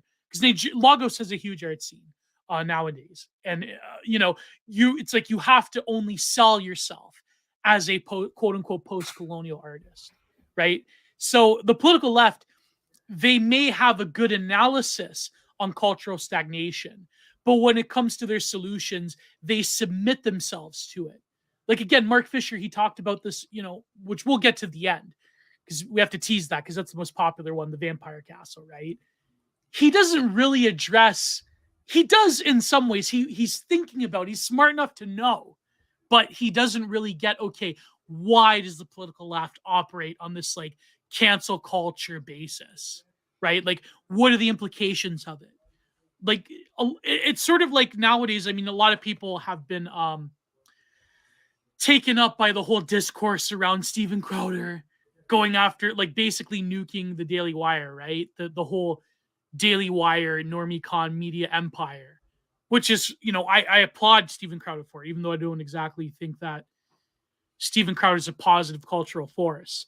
But it's like, when you pull back, though, the Normicons and like the woke centrists, like the dork web people, they're like the masters of this, where they'll take the issues plaguing us and they'll have endless discourse around it. But when it comes to addressing the root issues of those problems, they'll never touch it because they know they can't. So, and this is I think that's my perennial problem with James Lindsay. Yeah. Is that, he will go into these long discursive tirades about neo-Hegelian Gnosticism. And, it's like, no, phenomenology. It's just like, dude, they really just, there's a racial animus to this that you're doing everything in your power they literally to just ignore. hate white They people. literally just hate white people. Martin's tweeting about that is just, well, chef's kiss. Oh my God, the drill thing is like Americanization of British culture par excellence with like, and here's the thing, what's crazy though, is that Britain has had a tradition of like people from Jamaica and from various parts of Africa and other places in India. Like they've had a tradition of immigration that predates the Blairites, right? But they've Yeah. managed to have a tradition where those people don't have the same influences as like African American culture, like hip hop culture, right? But after Blair, those, and academic agent talked about this, right, with John Dee. Like after Blair, those populations that have been there in Britain for a long time, yeah, exactly, they've been Lizzofied. They've been Americanized. So American, like, culture war is exported to the native British immigration class that managed to by and large escape Americanization in terms of like American, like, by POC hip hop culture. So it's like like even Britain's native immigrant populations, if that makes sense, you know what I mean? Like now they're like the victims of American culture war. So you know what I mean? Well, Well, I mean, it's crazy. Yeah. I mean, the G and C is like the ultimate deracinating, deterritorializing tool of any group. Uh, Yeah. I mean, Yeah. even Emmanuel Macron has talked about it. I mean, it's evidently there. I mean, that was what AA talked about in with millennial woes, is that, like, in a globalized market system, the thing that can most effectively commodify an entity, in this case, an immigrant group, or Yeah. the um, what's the word, like, or just a minority status, like, well, what's easier to do? Well, it's easier to become a slave to the market, and it's easier to be like, well, I am a, like, trans BIPOC of color or whatever, and I'm gonna, like, tell you about this art that I made with, like, not menstrual blood, but heated tomato sauce packets to, like, mock my menstruation. And so, like, those kind of things, right? It's easier to become a laughing stock market entity that people have to put up with, like Dylan Mulvaney, right? Where actually it's like my 256th day of being trans, and like Joe Biden and the eternal senile boomer who's like, God bless you. God bless your heart, like that sort of stuff. Yeah. And so, My Corvette's also in the garage. yeah, Like, right. by the way, as a side note, they totally led him to slaughter with that press. With good reason. Yeah. And I think that Pat Casey and Jay Burden talked about that yesterday. Yeah. But Isn't it tragic that in America now that you literally can sink a president just by taking away his teleprompter, just by taking away his notes? Like that's terrible. Like because presidents back in the day, like they were like Richard used to Nixon write was their own very quick on his feet. speeches. Yeah, yeah. Like then the speechwriter really destroyed politics in the West, in like both Canada, America. Like Mackenzie King, for all of his flaws, like Trudeau Senior, for all of his flaws, was very quick on his feet when it came to the press. Like the whole, like when the press tried to ambush him over the FLQ crisis, and he said, "Just watch me," or like when Nixon insulted him and he said, "Fuddle duddle." Or I no, mean, yeah, even for all the shit Reagan gets, he was pretty damn good on his feet. Like after he got shot, the famous moment, he's at some like dinner or whatever, and a balloon pops, and he's like, "Missed me." Like that used to we, and I guess that makes me lament for the fact that, like, the Romans used to have like a grand study in pedagogical importance for rhetoric, and yeah, now that's all gone. Maybe that'll come back, but who knows? But yeah, no, it's easier to become a slave to the globalized market, to where now the hot new item for deracinated, decultured. I mean, literally, like white yeah, shit libs, right? It's just like they're all uplifted and uprooted for everything. So what becomes their identity? It becomes a consumer identity. The very thing that they critique is the thing that they've become. And yeah. so what happens is that, well, what's the hot new trend these days? It's the global south. It's, below the equator. It's our brown brothers and sisters. It's this Marxoid identitarianism in which, it subsumes them and enables their own erasure. And in doing so, it's going to be really great to make a quick buck. That's a And huge trend on the global. and you're gonna wash it, and libs. Yeah, Honeybud has a great point in chat. They take pride in their deracination, and Yes, in it's doing true. so, the more deracinated you are as a white liberal, the more easy it becomes for you to engage in the next step, which is to transcend them. And so, like, it's my perennial point has always been: what is the liberal or the progressive example for straight white men? There isn't one. That's why most bread tubers transition, or they get labeled as sex pests, right? And so, I find what is interesting is that the left inadvertent of itself because it's married to global capital, which inadvertently it laments. It's aware of its Stockholm syndrome. It's not even aware. Maybe it is. Some of them are, not everyone, but they're so aware of it that they're a slave to the very thing that they lament: consumer identity, global marketization, because all of their treats are so instantaneously available to them that now all of a sudden, you know, you see some shit libs trying to embrace like transracialism and shit like that. You know, it's Well, there's even they cancel their own future by being slaves to the own system, whether I they think know it or not. that's why they didn't like that's why they beefed on Mark Fisher and like the post left, like what created the post left was largely like Mark Fisher's work in some respects, because they said like, well, if like, Mark Fisher still embodies like old labor, like white European, like Marxists trying to create their own culture. That's a no-no. Like I saw this thread recently where it was like some and it's an old point now, not an old point, but like where they're trying to say that fat phobia is really anti-blackness. And I'm like, well, it's kind of like there's a point there in the American context. Like I know academic aging talks about Lizzofication, but like really when you look at it, you look at like the most objective, like this is what like the culture war is. Like literally by being fat is like now also a racial issue and also a cultural issue, which is like It's almost as if we've tossed out the culture war baby and we kept the bathwater, which just turned into yeah. racial animus. Yeah, no, but it's not. It even goes like beyond racial animus in that it's like when the right wing talks about, well, the left just celebrates ugliness. They go, yeah, it's true. We celebrate, it's like it's trying to like say that Well, no, it's they the cope. whole, They cope. They say, yeah, no, we don't celebrate ugliness. We just don't buy no, into beauty Western is, notions of beauty standards. yeah, exactly. I It's saw like that one day on oh god, where was it? Um it was out I was at a cafe back in college, and this disgusting, grotesque, obese Mexican woman with like the Frida Kahlo facial hair, and she ordered her coffee and she had sat down and she had a t-shirt that says, um you have been brainwashed by Western beauty standards. And I was like, no, you're just an yeah, objectively ugly, fat, yeah, yeah, words I yeah. can't say because monetizing.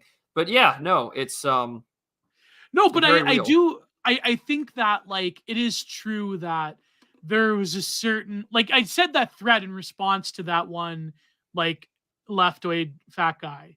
I said like it's true that when you fetishize a certain form of like impossible beauty standard, the way that like 90s culture that like Naomi Klein was critiquing in No Logo, right?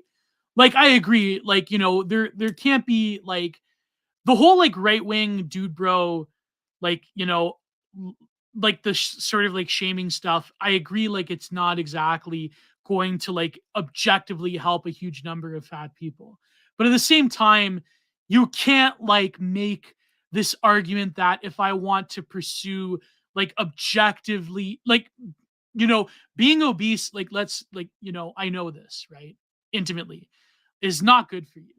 This is what I was saying.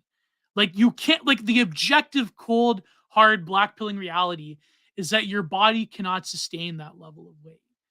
But to make an issue out of it, to say that this is what's the buzzword they use, body fascism, like a lot of like people that critique like right nationalism and stuff like that, like they say, oh, it's body fascism and like the cult of like tradition and the cult of like beauty. This all comes from the Susan Sontag essay, by the way, about beauty is fascism, right? Like I know Bab talked about it. Like you can't, like the thing is though, they're trying to politicize an objective problem with current day Western civilization, which is why is obesity an epidemic? You can't, like, you know what I mean? You cannot square the circle. It is objectively bad for your health. No amount of theory selling can ever deny the fact that if you are overweight, there will be health problems in your life. You know what I mean? So I think the problem with Mark Fisher's, the legacy of it is that when you look at the contemporary left that he left behind, it's like this is the culture war issue that they're beefing over is like to be fat or to be disgusting or whatever. Like this is where the political left, this is what they're producing with absolute 100% cultural production dominance, is to the right to be, an obese person. It's like, you have to look at, like, if you're a smart leftoid, if you're like literally someone with an IQ above 110, video essayist, and you look at the contemporary production of like leftist cultural, exports, it's like, I it must be blackpilling. In your heart of hearts, you must look at the neurotic disposition of the contemporary left-wing culture warrior and say that, well, is colonizing Disney films and canceling J.K. Rowling the height of culture now on the contemporary left? Like, I know, like, I know us right wingers, we have like absolutely ridiculous culture war issues. I agree. It's, so stupid the way that like the left can just engineer a cultural issue to beef over, like the gas stoves thing. Oh, I mean, they know very but well still, how to like, weaponize the meme space against us. Right, but what is the left doing with their like mass cultural stranglehold? What are they doing with it? The I don't know, like, what do they consume now? Whatever like current thing, like Netflix series is hot. It really is like we're living in hell. You know what I mean? So, oh boy. Do you have any final thoughts on the essay? He talks about boredom and time, which I think is in the next essay we're going to cover. But do you have any more thoughts on the lecture? Like, what did you get out of it? I think that there's a point that Fisher makes that, yeah, like through hyper commodification of everything, these things inevitably happen where people want more of the same and that there's not going to be a lot of evolution. But at the same time, I find that there is novelty that isn't going to ever be mainstreamed. Not to give hipsters a defense, because even their slop of like 2008, 2009 with beards, flannel shirts, and listening to 21 Pilots before they got big is that look at this point. That's a that's a good one. That's a good one. Someone should tweet that. Yeah, it's true. Michi Pichi. I think some beauty standards are saps. However, it's increasing fertility. That is real. Exactly. And I think like totally like skinny people, like the whole heroin chic thing, I think is like the left is fighting an old culture war. Because I feel like even the political right. Now I'm going to write about this. They fight the ghost of the 1990s culture war. Well, exactly. I mean that's what BreadTube really is. It's the millennials. Most BreadTubers are millennials. They're fighting the culture war that they grew up in. They're fighting the culture war that Aaron Sorkin told them to fight. They're not fighting today's culture war. If they were, they'd probably be way more on the reactionary side of what they would call Stalin a reactionary, or even what Bernie Sanders said before he ran for president, that open borders is a Koch brothers psyop because it decreases the purchasing power of the American worker and wages. That's bad. And nowadays he has to be full on with the replacement of the American worker for somebody else. And I mean, what makes it worse is that like the whole academic profession of history has gotten really bad in that regard. But I mean, I feel like there's a debate when it comes to beauty standards in the right wing, though.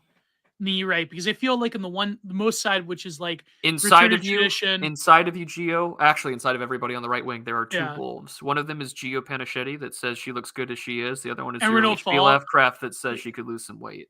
Yeah, exactly. Like I think like there's the growing side, which is like me, Renew Fault, Addie Muncher, Landshark, which is like maybe bigger women, like not like totally ridiculous, but like when you have the hourglass shape, there is a sort of sense of fertility there. There's a sense of like she can become, she's the actual wheat field trad wife, not the like, the like Roman bust return to tradition account that posts like Instagram thoughts in wheat fields that are like, impossibly skinny and like, you know what I mean? Like, or that JPEG chick. Yeah. Whatever or her like, name is. Oh, is that the recent one that like that had an OnlyFans, but then she tried to be like Raeg, like type of like, that one. Yeah. Like there's that. Then there's also like I'm sensing a growing a differential eroticism towards larger women on the right. That's largely led by Renault Fault, Landshark, myself. Return to the Chthonic mother.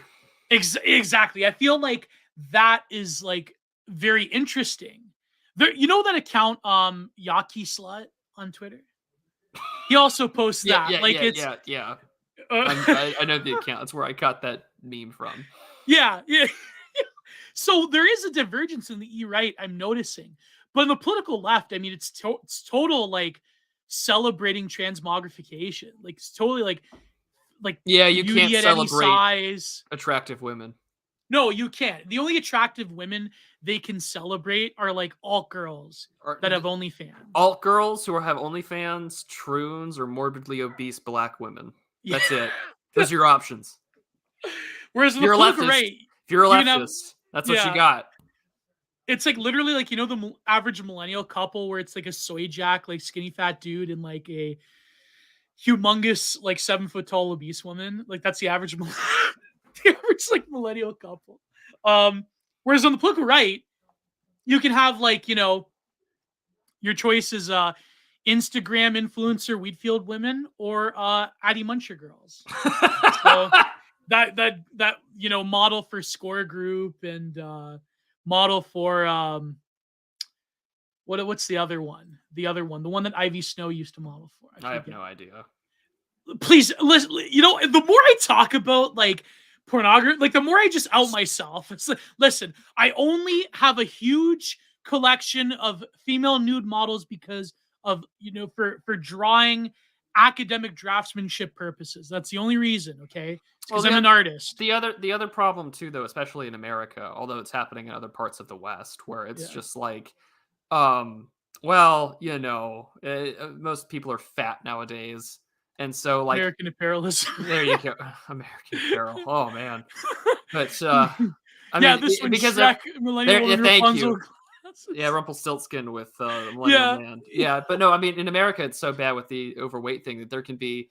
That's why I find the mid discourse to be funny because it's like these are. I'm actually going to talk next week. I'm actually going to go on Black Horse, and me and Furious are going on Black Horse and Red Hawk show to talk about mid girls. That'll be fun. There you go. That's another. No, content, Mom, it's a reference.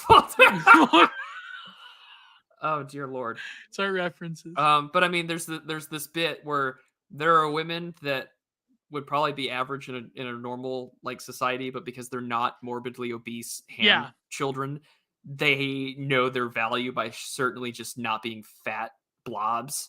And so that's just been an interesting thing that I find that we're dealing with here in that regard. But there's this one obese woman on like that has pronouns and everything on Twitter that's that's becoming like popular.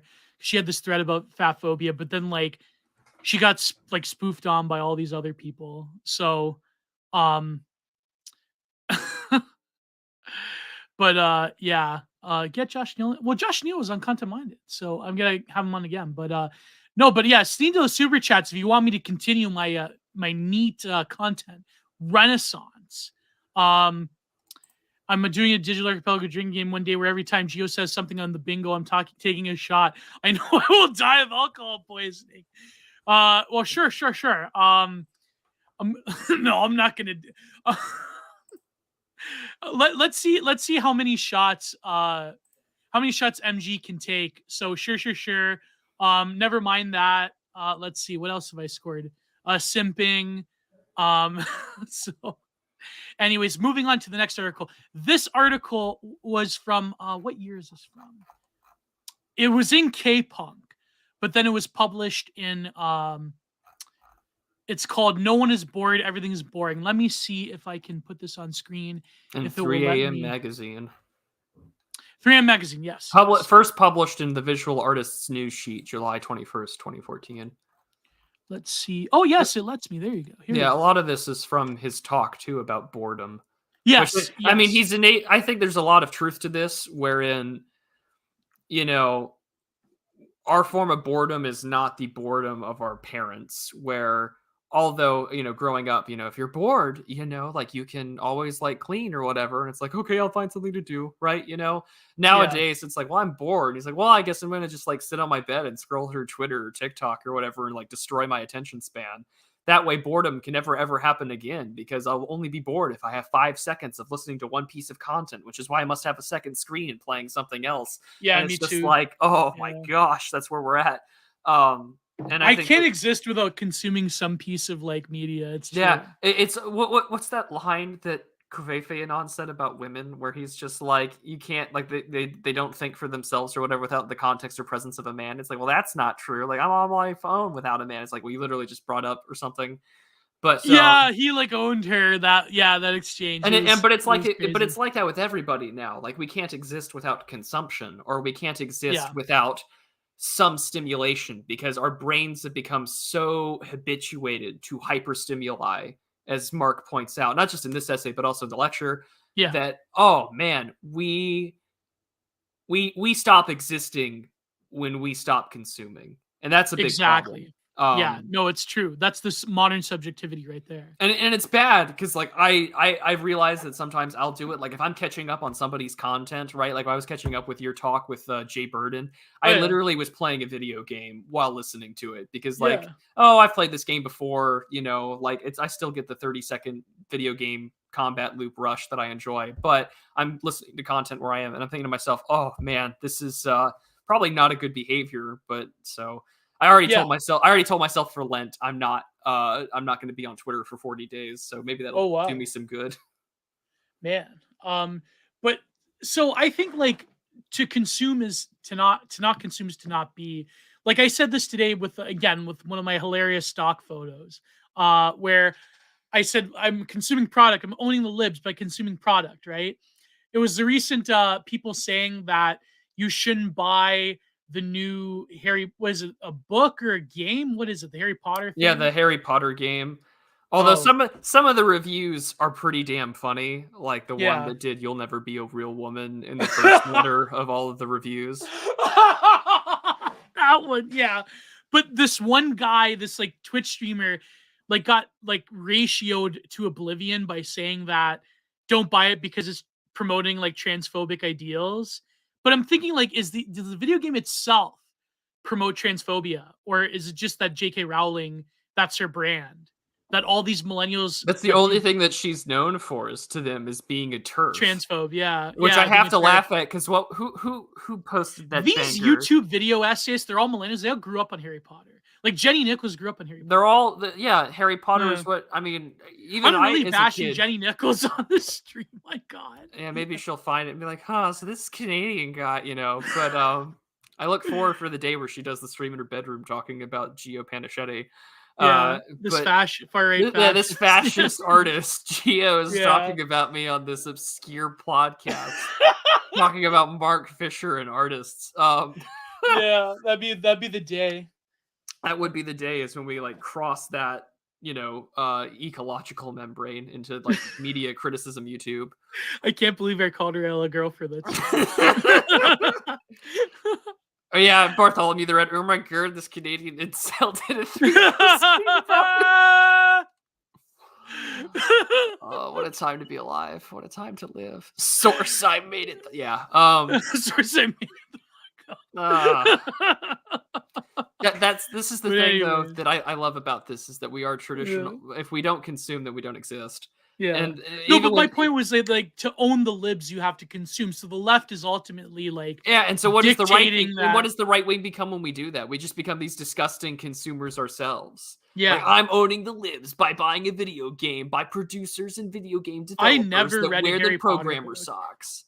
Yeah, exactly. Like, I like, you can tell that the programmer socks people probably worked on this video game. I don't imagine, like, if they're shoving a bunch of money in your face, that they're going to be like, no, because JK, this is Harry Potter, this is transphobic, this is against my existence. They probably just, like, you know what I mean? Like, I don't know. Yeah. I mean, they're probably, if that story came out, if anyone in the chat can find a case where a trans person programmer didn't want to work on this game, like, you would find an article on it, right? So, but anyways, the thing about Mark Fisher is that he's very good at critiquing the left. I feel like that's why they so viciously canceled him, because he really knew, like, the soft spots, right? So, but when it comes to boredom, there's also a point that Byung-Chul Han made in The Scent of Time about profound boredom and how mundanity of boredom nowadays. And of course, I think he was reading Mark Fisher. That's where he got it from. He actually cited Mark Fisher about how boredom has transcended being bored, in the sense that boredom is masked by the consumption that we're attached to every single like millisecond on the internet, right? That boredom just becomes the name of the game, even though it hides itself in the open. So Byung-Chul Han was talking about profound boredom in the sense of the boredom of the artist or the philosopher just basically doing nothing to sort of reserve their energy for thinking or producing on a different level. But society is not conducive to profound boredom nowadays. It's only conducive to mundane boredom, if I recall. This was from the book The Scent of Time. But here Mark Fisher said something interesting. He said that it could be argued that the failure of the traditional left is tied with its inability to adequately engage with the politics of boredom, which wasn't articulated via trade unions or political parties, but via cultural politics of the situationists and the punks. It was the neoliberals, not the organized left, who were best able to absorb and instrumentalize and critique boredom. Neoliberals quickly moved to associate Fordist factories and the stability and security of social democracy with tedium, predictably and top-down bureaucracy. In place of this, the neoliberals offered excitement and unpredictability, but the downside of the newly fluid conditions is perpetual anxiety. Anxiety is the emotional state that correlates with the economic, social, existential precariousness with which neoliberal governance has normalized. So you're not going to get your, Fordist chicken in every pot, Ford in every driveway, white picket fence, normal middle class existence, but you will get the next product to be excited about. The chuds will get their treats. But I think that the problem with Mark Fisher, again, he has this romanticism of like old labor that he doesn't realize that, the old left of the unionists, they largely sold out, they sold their souls to the neoliberals. I mean, we all know that. That's just, you know what I mean? Like, you there, Prude? Yeah, I'm here. Oh, yeah, sorry. But you know what I mean? Like, that's the problem, again, with the post-left people. They, like, romanticize. Like I read this and I just read Tinksorg. You know what I mean? Like I would never insult Mark Fisher by equating the two. But I think that they have this romanticism about like old labor and like old left activism that has largely been like they'd be old left activism would be repulsed by today's left. Yeah, exactly. Neoliberal culture, which came to dominance as anti-psychiatry movement was waning, has individuated depression and anxiety, or rather, many cases of depression and anxiety are effects of neoliberals' successful tendency to privatize stress, to convert political antagonism into medical conditions. Psychologicalization, that's a huge part of the contemporary left. Like the whole go to therapy thing. Everyone has to talk about going to therapy. Literally everything that Ivan Illich warned about is now being proselytized by the left. Exactly. And the way that the neoliberals have destroyed genuine like anti-globalization and economic left-wing activists, like the post-left, they got a point.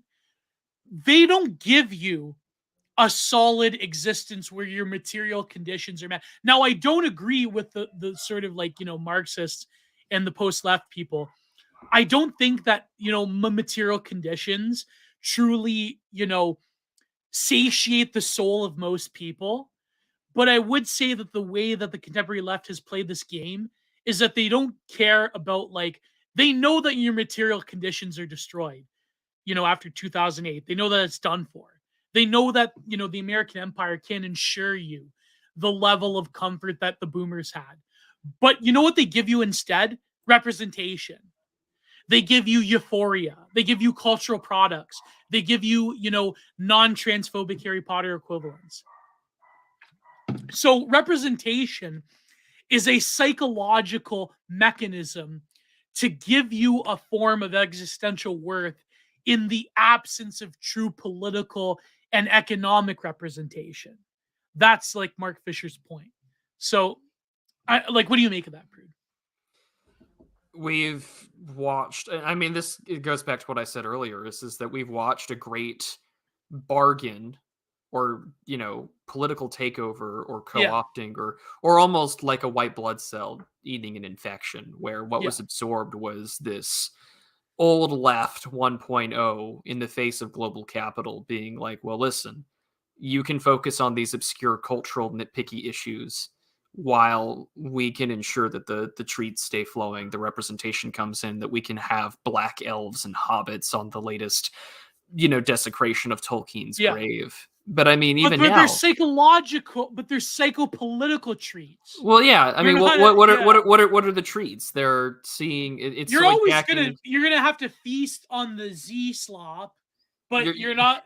But Listen, mentally, listen. You're you're gonna also. have your tendies, cooked in vegetable oil, or you're gonna But have they're vegan tendies. you're gonna have nothing but microplastics in your testicles. But boy, oh boy, are you gonna shoot blanks over the latest movie that you'll soy jack over and cry over with the teaser trailer. And And the so, political right will shoot blanks over the culture war that Lord Demrang's production produced. And you're yeah, gonna have a bunch of it's the video ultimate. essays It, about how Lord Demrangs is terrible. Go there, ahead. and so in this regard, um, the confessional I'm sorry video or the YouTuber's apology video becomes the public confession Yeah, being labeled and the things. Gerardian scapegoat ritual. Yeah, Yeah. basically, and I like Gerard. Yeah, that's exactly it. In that regard, it's just that and as Javier Oliva says, all the soma and feelies that you can handle. All of these great drugs, all of these great little bits and baubles that'll keep you attached to your own Yeah. form of culture.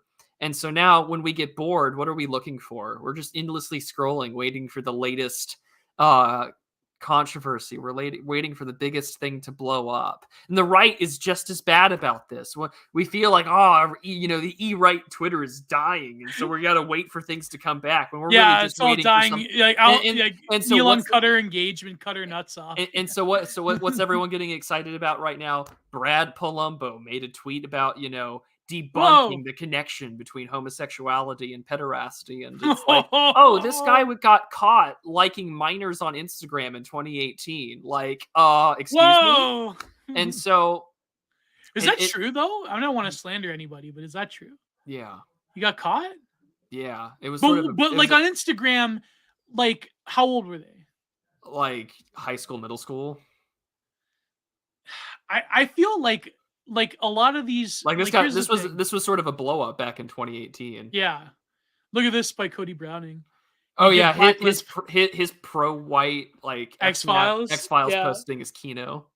It's like it rivals Nemitz in talking about transmogrification. But no, I feel like the problem with this is why, like, again, this goes back to responsible parenting, because I know that there are like underage, not that I've seen this, but like I know, like, just by reading about it, that there are like underage girls on Instagram that post risque photos. And I feel like the fact that like young girls feel the need to do that and do the whole, like, as soon as they turn 18, I'm going on OnlyFans. And by the way, that there are like women that lie about their age, young girls, that are probably on OnlyFans, right? And on like the whole Pornhub scandal, right? Like the fact that we live in a culture that like says it's fine and there's guides for young women to like make money on OnlyFans. Like I was watching, I don't know how I ended up watching this, but it was like this interview, this podcast, where it's like this OnlyFans woman and talking about like how getting into the industry and all that. And I'm like, man, that's insanity though. It's insanity that like a young girl would like, and then what happens is you have a lot of these political scandals where these guys, they don't know if that, this girl's underage, because of course young girls, like, they look older now, like through makeup and through filters and through even just by like older like e-girls pretending and LARPing like young teenage girls. So the aesthetic of the e-girl is eternally youthful, even in older age.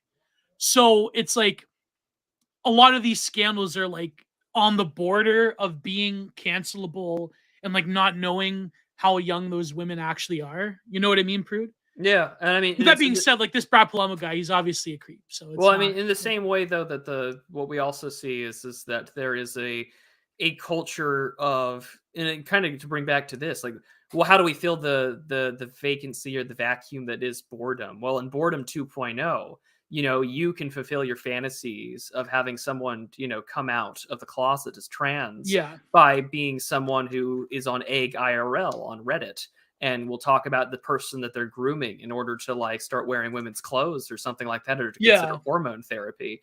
And time again, what does that illustrate? It's just that, well, Boredom 2.0 and this sort of hyper stimulated world where everything has to be a spectacle. And even Humdog talked about that in the essay we covered. You have to make yourself a commodity. You have to make yourself constantly a spectacle. That all that we have to do nowadays is that if, in order to kill the boredom, we can engage in Machiavellian sexual power fantasy. And in Yeah. either convince people to transition, or to tell them that they're useless, or to ratio, or to whatever that we want. And so Yeah. for us, like you said, the treats are psychological, because what's the ultimate form of a treat than the Skinner box that we're addicted to in cyberspace, which is Twitter or Instagram or TikTok. Yeah. Yeah. Well, actually, we do have a few female listeners for the Digital Archipelago, but I feel like I'm on the fence. Like, now that we're talking about this issue, like, I know that a lot of like turfs and like a lot of like the rad femmes that hang around right wing Twitter, like I understand their critique when it comes to, like, for example, the older issue, and this dates back to like literally the 1990s, of like Naomi Klein No Logo and like the beauty industry by Naomi Wolf. Um, they talk about like how, like the how women shave down there in prawn, you know, Yeah, to look to look younger. like young women, young girls. Yeah. So I agree with that critique. I agree that women, like the e-girl trying to LARP as like ooh woo young girl, my favorite anime, like that's obviously a problem. And there's obviously like some cheese pizza vibes going on there. You know what I mean? But I do feel that the argument that like there was a tweet that blew up that like I critiqued this libertarian like e-girl where she's like, well, if men stop buying OnlyFans, then it will stop. But yet you have like a lot of women who like feel that like through their own trauma that this is empowering.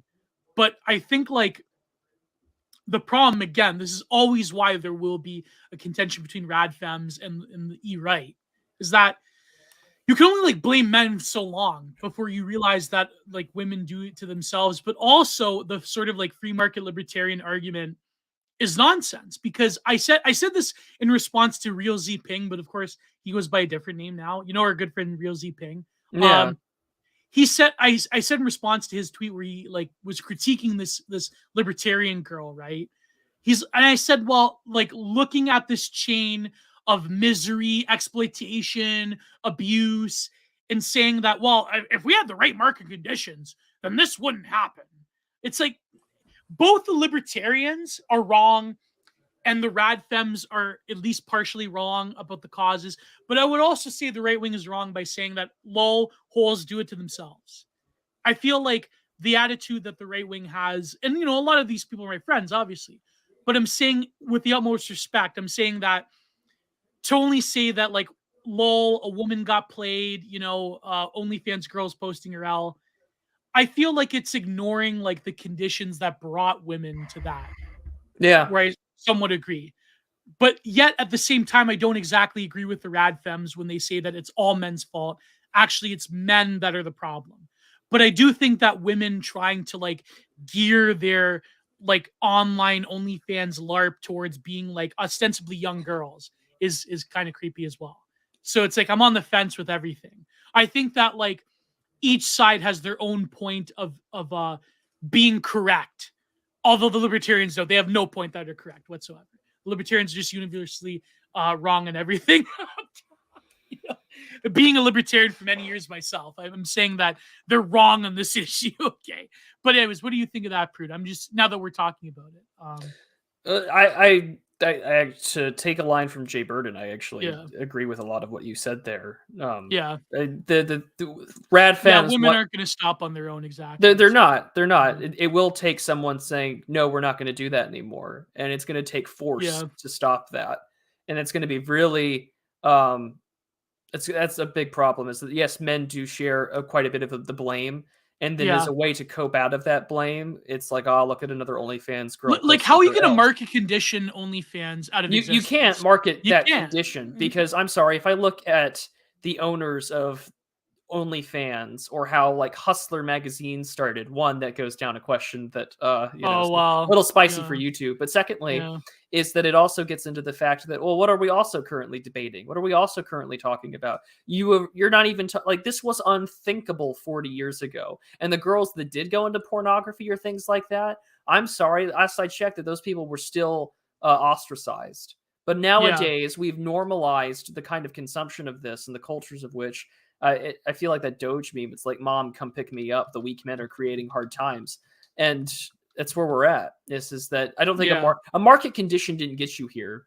That market condition emerged when we, I guess, abdicated cultural and patriarchal responsibility for the sake of our own kind of treats or titillating exactly. images, Yeah, and so it's yeah, just that's where we're at. And I think in a lot of ways, it's yeah. that By the way, can I we do some shilling right now? Because I see him in the chat. yeah, go Go, for it. go to Philip Daniels' YouTube channel, and I believe he has a Patreon too. So if you want to help support him, keeping make me, he basically does all the title music for Johnny Reviews and for Content Minded. So I actually keep forgetting to subscribe to his Patreon. But yeah, our great composer Philip Daniel, who will be on the show one day, I keep forgetting about. Um, but it was, you were saying, I derailed your point, Prude, about Oh, OnlyFans women. I just think in the same way that Mark Fisher pointed out in the lecture Yeah, that he gave is that we traded legitimate cultural issues for trivial cultural ones. And by doing so, because it became really easy to buy into that really Faustian devilish promise and bargain yeah, of instant access to goods, things aren't as expensive, you're not going to have to work as hard in regards to manual old labor style belief. And now we have abdicated cultural authority for instant gratification that yeah, creates quote unquote the which helps create the market condition for where we're at for OnlyFans and things like that. yeah, And I yeah, think that that's going to be that's why I find it interesting when people want to talk about like libertarians or sort of Marxoids want to talk about market conditions or consumer identity. And it's like, yeah. great, but what culture? What culture? Because this only exists in absentia of any Well, if you legitimate take care of culture. people's material conditions, then that'll go away. Because then women won't have to go to Then OnlyFans. why were But people, 50, 60, 70 years ago happier than we are now? Why is the right, paradox of female liberation or female they're happiness the thing? That's what kills me yeah, every time. Is that when they say this shit, it's like, well, all I have to do is look at the available data to just think, well, that's a crock of crap, at least to a yeah. large extent. Like, I'm not gonna lie, like the one OnlyFans porn star, then this podcast I was listening to, I'm not gonna name names because then people, you know what I mean. But to be fair, she was talking about how her and her husband, she has sex with her husband on camera, which, I mean, that's ambiguous in terms of like okay, I'm not defending porn. I think porn is terrible, but I think there is a difference between like a husband and wife filming themselves having sex and like knowing like it's like they take the social consequences of that versus like big budget studio pornography. You know what I mean? Like that is extreme and pushing the limits and is commodifying because like pornography isn't like actually sex like in that framework. This is what Byung-Chul Han says in The Agony of Eros, right? But when it comes to like Gonzo, like a husband Anyone and who's wife, had it will know it's not what porn yeah, shows. yeah, like, but when it comes to like a husband and wife filming each other, like, not that I agree with it, but I would say it's different than like, you know what I mean, than like normal usual pornography. I feel like not to defend it, of course, but the point I'm trying to make is that she was talking about like how they were broke and like they couldn't buy a house, blah blah blah. But so there are women who do this because they have no choice. I would say the argument when it comes to like street level sex work is different. But that being said, like there are like legit middle class, high income like influencer girls on Instagram that then start OnlyFans. So you can't really say it's only because of their material conditions that drive them towards pornography. There's something else there. You know what I mean? Like there has to be a cultural force that I feel like these post-left Marxist people ignore, because they on the one hand they'll say everything is culture, like everything is like material conditions, but then they'll also say that, well, the culture war is just a distraction. It doesn't mean anything. Like it clearly means something. You know what I mean? Like it's just I like there's a diversity of problems there besides like young women that are broke, that are poor. You know what I mean? And unfortunately, the vast majority of sex work, quote unquote, to use the politically correct term, is exploitative, is like literally poor women from third world countries that are trafficked. You know what I mean? So, but when it comes to OnlyFans, there's an ambiguity there, and there's something else going on. But anyways, moving on. Um, I don't know what do you think of Gonzo porn, Prude? Jeez Louise. I don't know. You know what I mean? Like if a husband and wife are filming themselves, it's obviously different than like a big budget studio, like Brazzers or whatever. Like I suppose it's different in regards. Well, one, I don't watch any more pornography, but secondly, I find it interesting in regards to the fact that are they going to keep it to themselves, or are they just going to post it under the amateur section? I mean, if I'm yeah. gonna, I mean, I don't know. Mm. I think in this regard, back to material conditions, right? It's just like, well, like this isn't Debbie Does Dallas. It's like it's not some broke girl that got into it who's doing it. No. It's like, no, these people could get jobs or do what it's necessary to find a way to not have a shitty A lot of condition. them actually have day jobs. And a lot of them do actually have day jobs. For instance, Aya is a Reason magazine contributor. She was in the tech industry, if I recall. Yes, but my way of referencing her is Reason magazine contributor, because again, libertarians are a joke in a lot of respects. Oh God! But it's not like a Debbie Does Dallas situation where she doesn't want to pay her way, so she's gonna just screw her way up the road and things like that. But it's just I mean, there's always like college girls that strip because of the money, right, to pay tuition. Sure, right. That's been a trope for as long as ever. She's just doing it so she can pay for law school, and it's just like, oh, shut the hell up. There's also the enjoyment that they get out of that, But there was this big thread on 4chan, like, what would you do if your mother was a porn star? Like, that's the thing, though. Like, it does. I don't care what anyone says. It destroys you, bro. We've seen posts about that where someone will tell a little brother or a son that their mom or sister does that stuff, and it's just like, oh, or they'll tease you in school. They'll like take out their smartphone. Oh, your mom's a whore. Your mom's doing MILF. Or ironic, or that even happened to Kardashian's kids where they were playing Roblox or whatever, and it's like, look, mom, that's you, going down. Oh, that's terrible. That's terrible. And so there's going to be thousands upon thousands of. There will be because of OnlyFans, bro. There will be. Yeah. Like, don't think that because it's like behind a paywall that people aren't going to screen cap it. Like, there's like tons of sites out there of just like giving away like paid paywalled OnlyFans content. Like, it's gonna, you know what I mean? Like, or some disgusting, awful shit-lib tweet goes viral, and it's like, well, anyways, here's my OnlyFans. Like that's the only thing that you can plug is the objectification and commodification of yourself, because you're gonna say something that's a shit take, and you're gonna because you're a commodity, not because of a sexual commodity, but because you're a commodity on the internet. Because we have to be commodities, we have to be spectacles. Well, then what happens? Did you know Reason magazine has a long history of that, by the way? Of what? Like of like porn star women that like become writers then get canceled, but then they use their they literally published, what was her name? Amanda Knox or whatever? Something Knox. Bella Knox. She wrote for Reason magazine, where she did porn in college to pay for her tuition. Did you hear about this? No, but it doesn't surprise me in the slightest. By the way, the only thing good out of Reason magazine is the guy named Remy who does the musical parodies of shit. That's the only person I respect. Yeah, that guy's good. But one last point before we move on in this article. Do you know JJ's theory about why Jonica resigned in New Zealand? What's her name? Jacinda Ardern? Yacinda Ardern. That's how you say her name. I have no Jacinda? idea. I've never actually heard it pronounced. I only I think read it's about it. Yacinda. They call her Mommy Jana, or what? Mommy Yana? That's disgusting. Yeah, her So supporters Prime call her Minister Mommy. Ardern made the resignation. Yeah, Yeah. I saw that. Did you see, JJ's theory?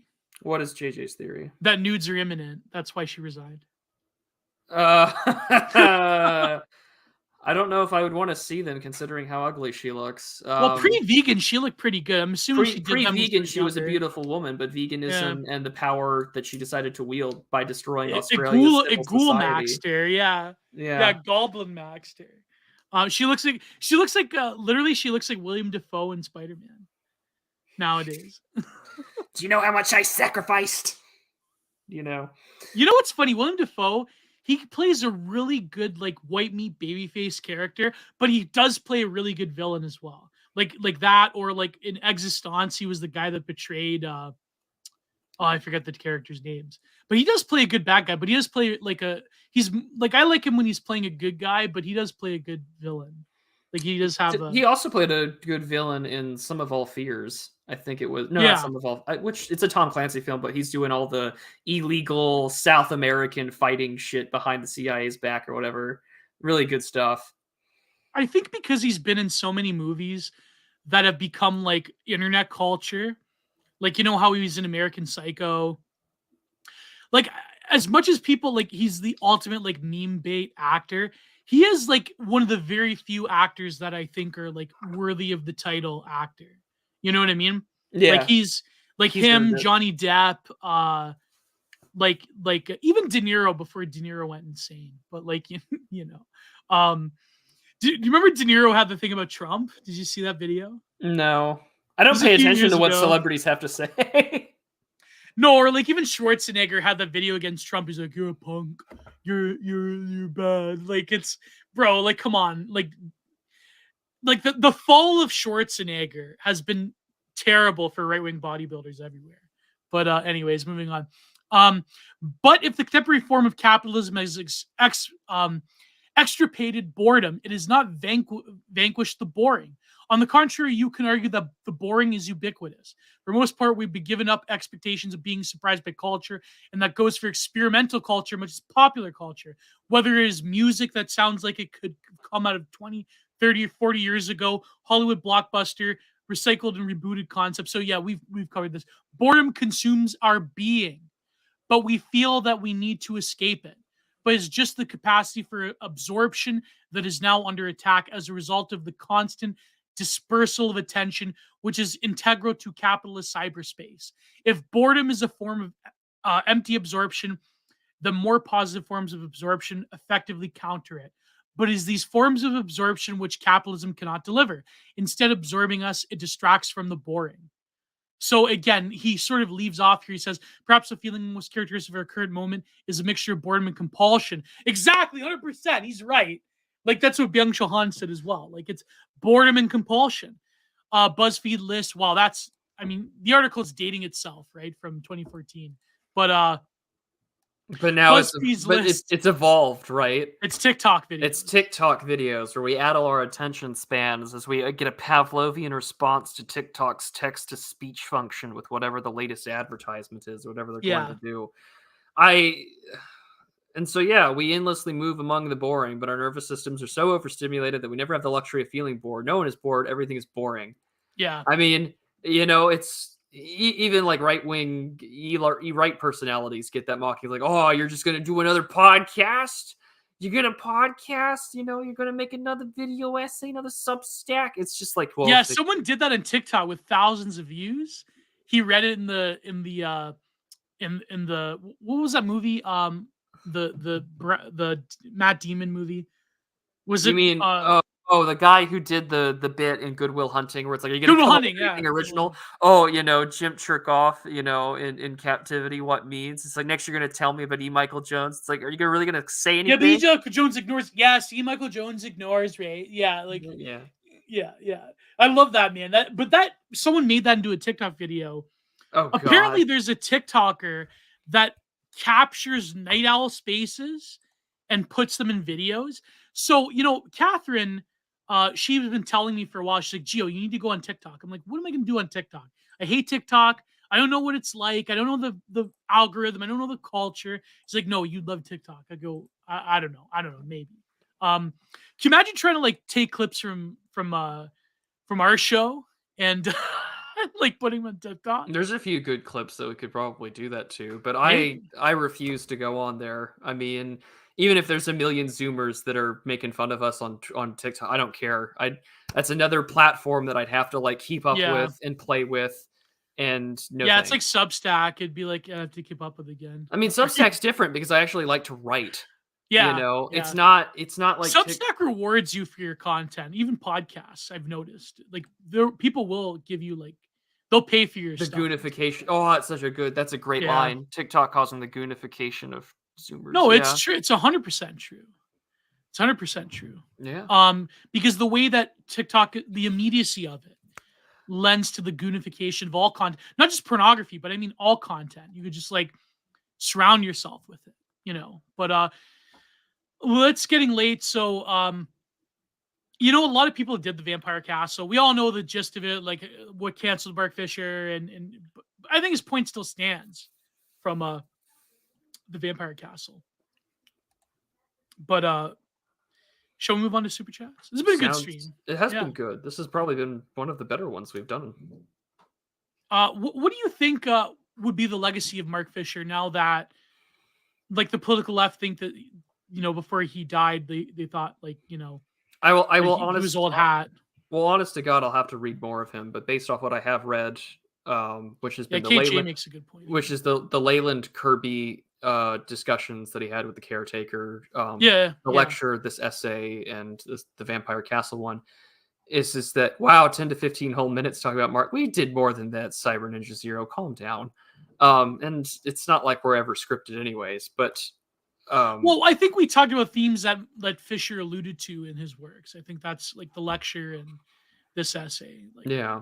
yeah, I think that he provides a unique criticism of what today's left is in a way that a lot of the right finds him to be identifiable, but the right can't fully get on board with it because he doesn't get to the core issues of what causes some of the problems of material conditions, i.e., immigration. yeah. Um, Well, other problems too. But well, like, yeah, you I'm know, sure that there are, but I mean, I think like right wing cultural critique will always be different than sort of like the way that the contemporary left analyzes culture as both representation and a product of capitalism.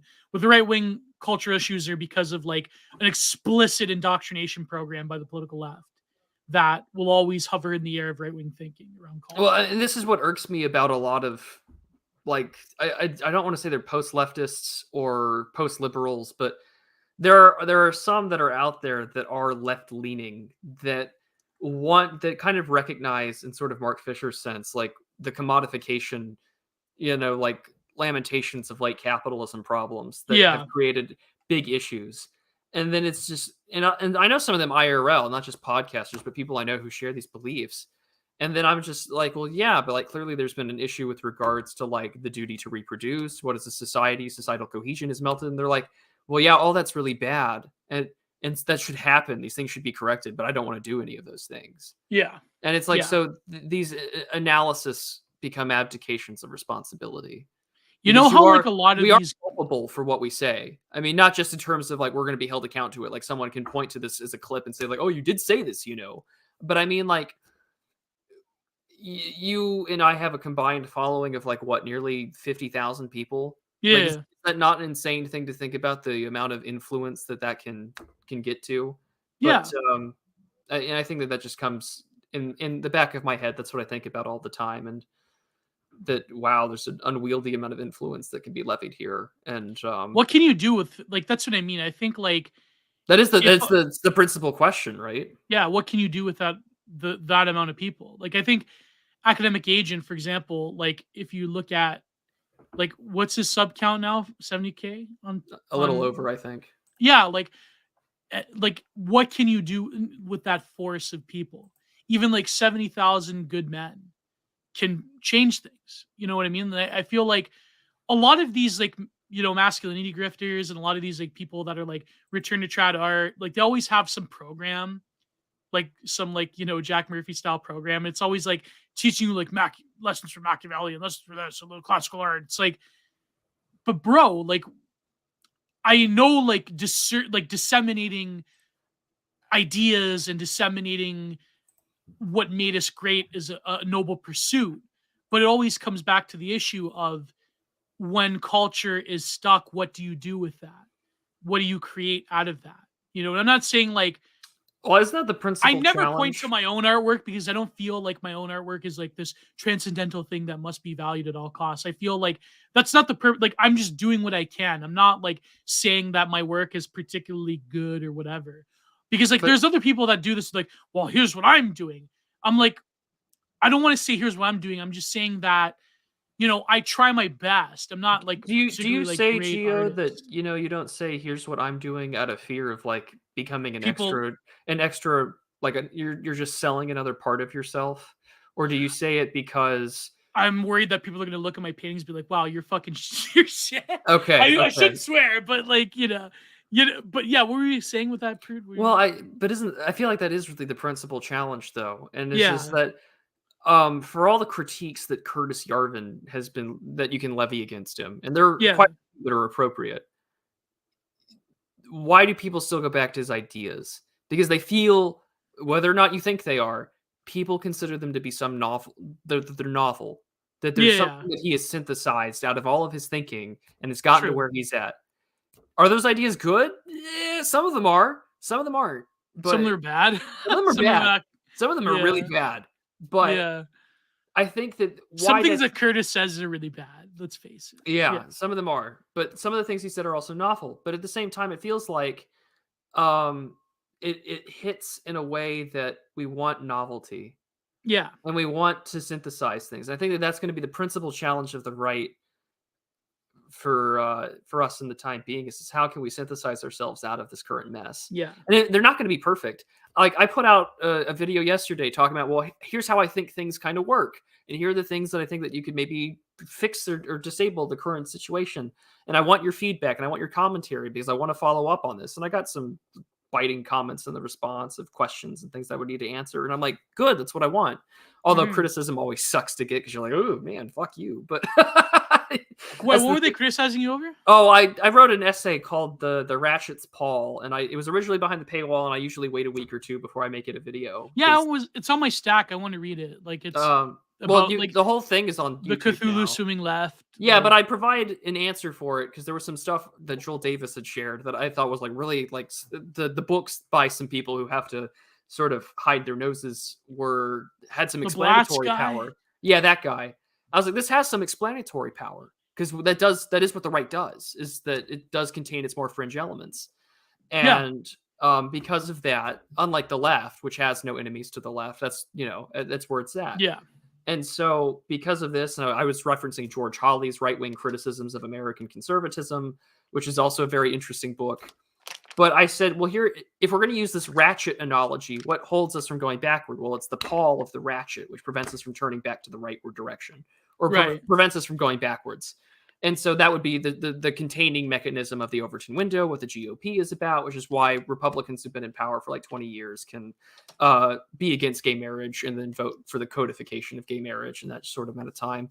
But Well, yeah, even Tucker kind of like yeah, even yeah, Tucker Carlson's like that. And yeah, I offered some strategies. I'm not going to tell them here. You can go watch the video.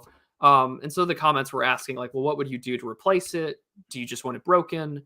And so those were things like that I think are important to give. I've resigned myself to thinking I do stuff on my local county GOP level or my city government and things like that, where I will publish Substacks and tell people to go listen and follow to things and things like that at the county GOP meetings that I go to. But it's like I also know that I'm just like a commentariat guy, yeah, like, same. in the same way that academic agent says he's just a scholar, which to some degree.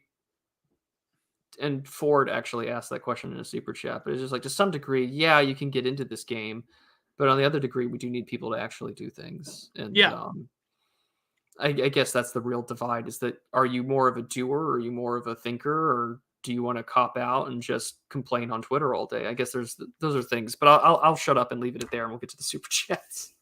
no, it's good though. It's good. It's true. I mean, I like to think I'm doing things, but we're at the end of the day, we're just scholars. I'm just an artist. What am I going to do?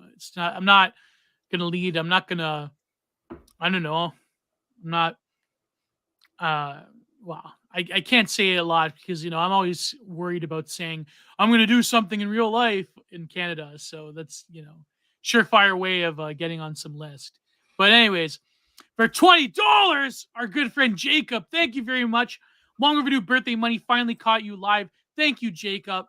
Although I do think YouTube allows you to tip channels, if I recall, if I'm not live. Do you know that? So The I don't super know. thanks option. Yeah, I think I have that. I have to check. I believe that if anyone that's monetized, you have that. So, anyways, for $2, our good friend Patrick Casey, Restoring Odor, the top perfume podcast on the distant right. The Perfume Patriot. The Perfume Patriot, Patrick Casey. What's up, gents? Thank you very much, my friend. He was in the chat. I believe he's going live now, so we have to wrap this up pretty quickly. $2 super sticker by Corbin, my good friend, our good my good patron. He's like the first guy to comment on every single content minded video. So yeah, there you go. And of course, Cine Animations, our good friend, our good pay pig. Gio, please say, yeah, I'm a totally clashed pilled rank cell. I'm going blaster mode and jiving with the tower core vibes. Exactly. Is that a reference to that film Tenet? Tower core? I have no idea. I thought this was making fun of like mobile games like Clash of Clans. Oh, okay, yeah, I'm clash pilled rank cell. I have no idea. Maybe one day. Oh, that's because what if we got sponsored? That's what we were saying. Remember? Oh, there you go. Yeah. Heaven forbid we interrupt an episode of the Digital Archipelago as with a Raid Shadow Legends. City's asking if that could be delivered better as a sound bite. I wonder if that's going to be for a future animation. Oh, I see. Yeah. Let me go back to it. Yeah, I'm totally clash pilled rank cell. I'm going blaster mode, jiving with the tower core vibes. There you go. I gave a 90s beach bum type of voice there. Rank cell tower core. That's amazing. Tower core. Okay, scrolling. For $5 by Space Trains. I love that name, Space Trains. When the Gio and Alex Kachaya deepfake drops, no one will be able to convince me it's not real. You mean Alex Kachuda or Anna Kachayan? Kind of you got mixed up. But can you imagine though? It's like, what's funny? And I saw it because I screen capped it. My good friend Condila Scraper, he said, I just saw the Catherine D and Gio sex tape. And I'm like, wow. Can you imagine that? Can you imagine a Anna Kachayan Geo deepfake sex tape? That'd be quite something. Deepfakes and AI, anything is possible. The compromat is unimaginably going. The compromise is unimaginable. Yeah, it's going to get real bad. Not that I would entertain the impure thought of having sex with Anna Kachayan. Not that. Listen, I respect her too much as a thinker and a podcaster, and I do not have any sexual thoughts about Anna Kachayan whatsoever. You must believe me about that. So yeah, Glaucon, I agree. People are really creativity selling with this whole cell thing. Yeah, I know. We're cell maxing. Super chat. I sneezed $5 by Ocean Egg. Is that how you pronounce it? Ocean Egg? I sneezed this chat for the nookie so you can take that cookie and stick it up here. Yeah. Thank you very much. We have a fellow Limp Bizkit appreciator. Thank you very much. So I'm scrolling.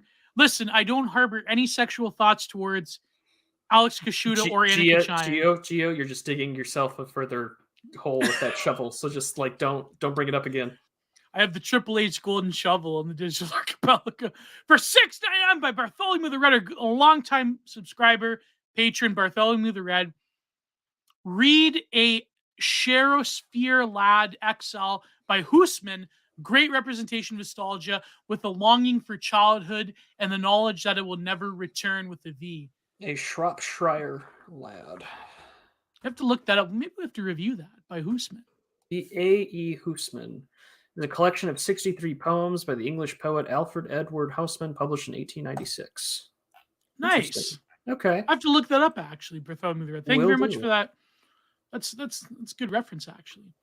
And for 279 by Bartholomew the Red, it's a very short poem, only 8 lines. Oh, thank you. Maybe we could read it up here. You could Sounds pull it good up to me. here. Yeah. Yeah, let's see if I can find it. 'Cause it's a collection. Oh, is the poem called XL, or is it actually just called that original one? I think that's the poem. Okay, I'll see if I can find it. Yeah. Okay, now I'm scrolling Oh, to. because it's XL in terms of the Roman numerals. Yeah. Got it. Okay, thank you. We'll go find it now. Nice. All right, now we have another super chat here. I'm scrolling. Oh, here we go. MG 199. Oh, another $1. I'm doing this stuff. I'm mauling you $1.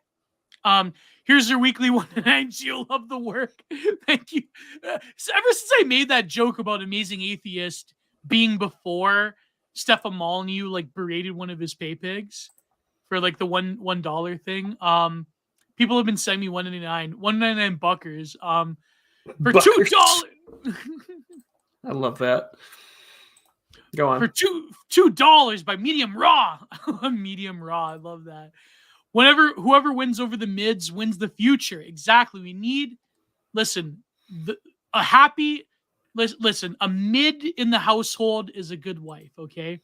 So there you go. A Ford in every driveway and mid in every household. 100%. Oh, well, here's the poem. So it's very short. Into my heart an air that kills from yon far country blows. What are those blue remembered hills? What spires, what farms are those? That is the land of lost content. I see it shining plain. The happy highways where I went and cannot come again. Whoa. No, but that is the nature of nostalgia. It's a valley that you cannot return to. So it's like leaving the Garden of Eden. Exactly. 100%. So thank you, Bartholomew. That was a great poem. $5 by Esoterrorist. Just catching the stream. Gio gets a tip for being a fellow Leaf ISIS enjoyer. Thank you. Yes. Me and Matthew are actually planning when we're going to do style talks more regularly on his YouTube channel. That might be the ISIS album we review next, which is In the Absence of Truth. But if you look at my channel, me and Matthew reviewed what's it called? We reviewed Panopticon by ISIS on our it's in the Style Talks playlist. So Gio's inspiration files are segment 2. Oh my god. It's funny because the OnlyFans porn star I was talking about with that podcast. Never mind. But that's her bit. So apparently Oren McIntyre was just live too. Damn, everyone's live right now. Yeah, but we don't have a big follower drop though of live viewers. Well, we have dedicated Digital Archipelago fans. Yeah. I wonder because Patrick and Oren streaming at the same time as us. I mean, that's content stacked Thursday. So I'm trying to scroll through to find the other super chats. So, if I missed any, save the mids, save the planet. Save the mids, save the planet. Do it like in that old early 2000s TV show Heroes. You know, save the cheerleader, save the world. Save the mid, save the world. Save the mid, save the world. Yeah, well, it's like kind of like a Donald Trump voice. Here we go. $7.99 by our good friend and patron, Scoos the Goose. Stupers chats. Thank you very much. I think he spelled stupor. Oh, I get it. Stupor. He purposefully spelled it wrong. And Jay Ford, our good friend, good patron for $5. You think anyone should get in this on content creation game? No, there's too many of us. Don't do it. No, I'm kidding. We're all well, really, until we solve the patronage problem, I wouldn't suggest it. I'd hold off on it. I wouldn't quit your day unless you have really like top tier takes or content production quality that's going to blow the rest of us out of the fucking water. Then yeah, sure. Yeah. Then don't do that either, because then you might embarrass us. Because I have like the lowest production value ever. But me and Gifts and Given are talking about doing some thumbnails. So, well, who knows? Maybe I'll go back to the edited video. I did a few of those, but they took too long, And I'd rather just produce content of ideas rather than the flashy visuals. But for $10 by S King, thank you very much, my friend. One day I'm going to catch more than at least 15% of the stream is fantastic. Last 15. Well, I upload my portions to the Anchor Spotify as a downloadable audio as well after the stream. It maybe in a few days' time. So catch all of them there as well. I keep forgetting to show that I'm also on Anchor, Spotify, and of course Substack. So Substack, I publish the free version as the preview and the paid subscriber version for $5 a month. So as well as Patreon. So And the same thing will be starting very soon on my channel. Every video, every episode of Prudent Observations in my half of the Digital Archipelago will be on Anchor, Podbean, and Spotify. Yeah. $5. Speaking of Warren McIntyre, well, I don't want to get in any sticky political situation here, but George Sagan, do y'all think Oren will change the Blaze, or will the Blaze change him? Now, I think Oren's pretty optical to begin with, so I don't think he has any problems there. So he got there. Yeah. But I do think that Oren will certainly introduce more ideas to the Blaze, but I think that he'll still have to operate within the naughty no things that Glenn Beck doesn't want people to talk about. So that's the price you pay. But I think that Oren, he will have a positive effect. I'm not just saying this politically, politicking here, but I do think Oren will probably have a better, an overall positive influence on the Blaze. I will echo that message, not because he's my friend or he's been helpful in my growth as a channel and as a creator, but also because he's a different man in the group chat sort of scenario with regards to his views. And I think that when you have people that ask you to help make sure that you don't get lost or become another establishment type figure, that helps. And not to mention that some of the most popular stuff that, he's exposed boomers to is Morgoth. Yeah. I mean, that's a pretty good start in my personal opinion.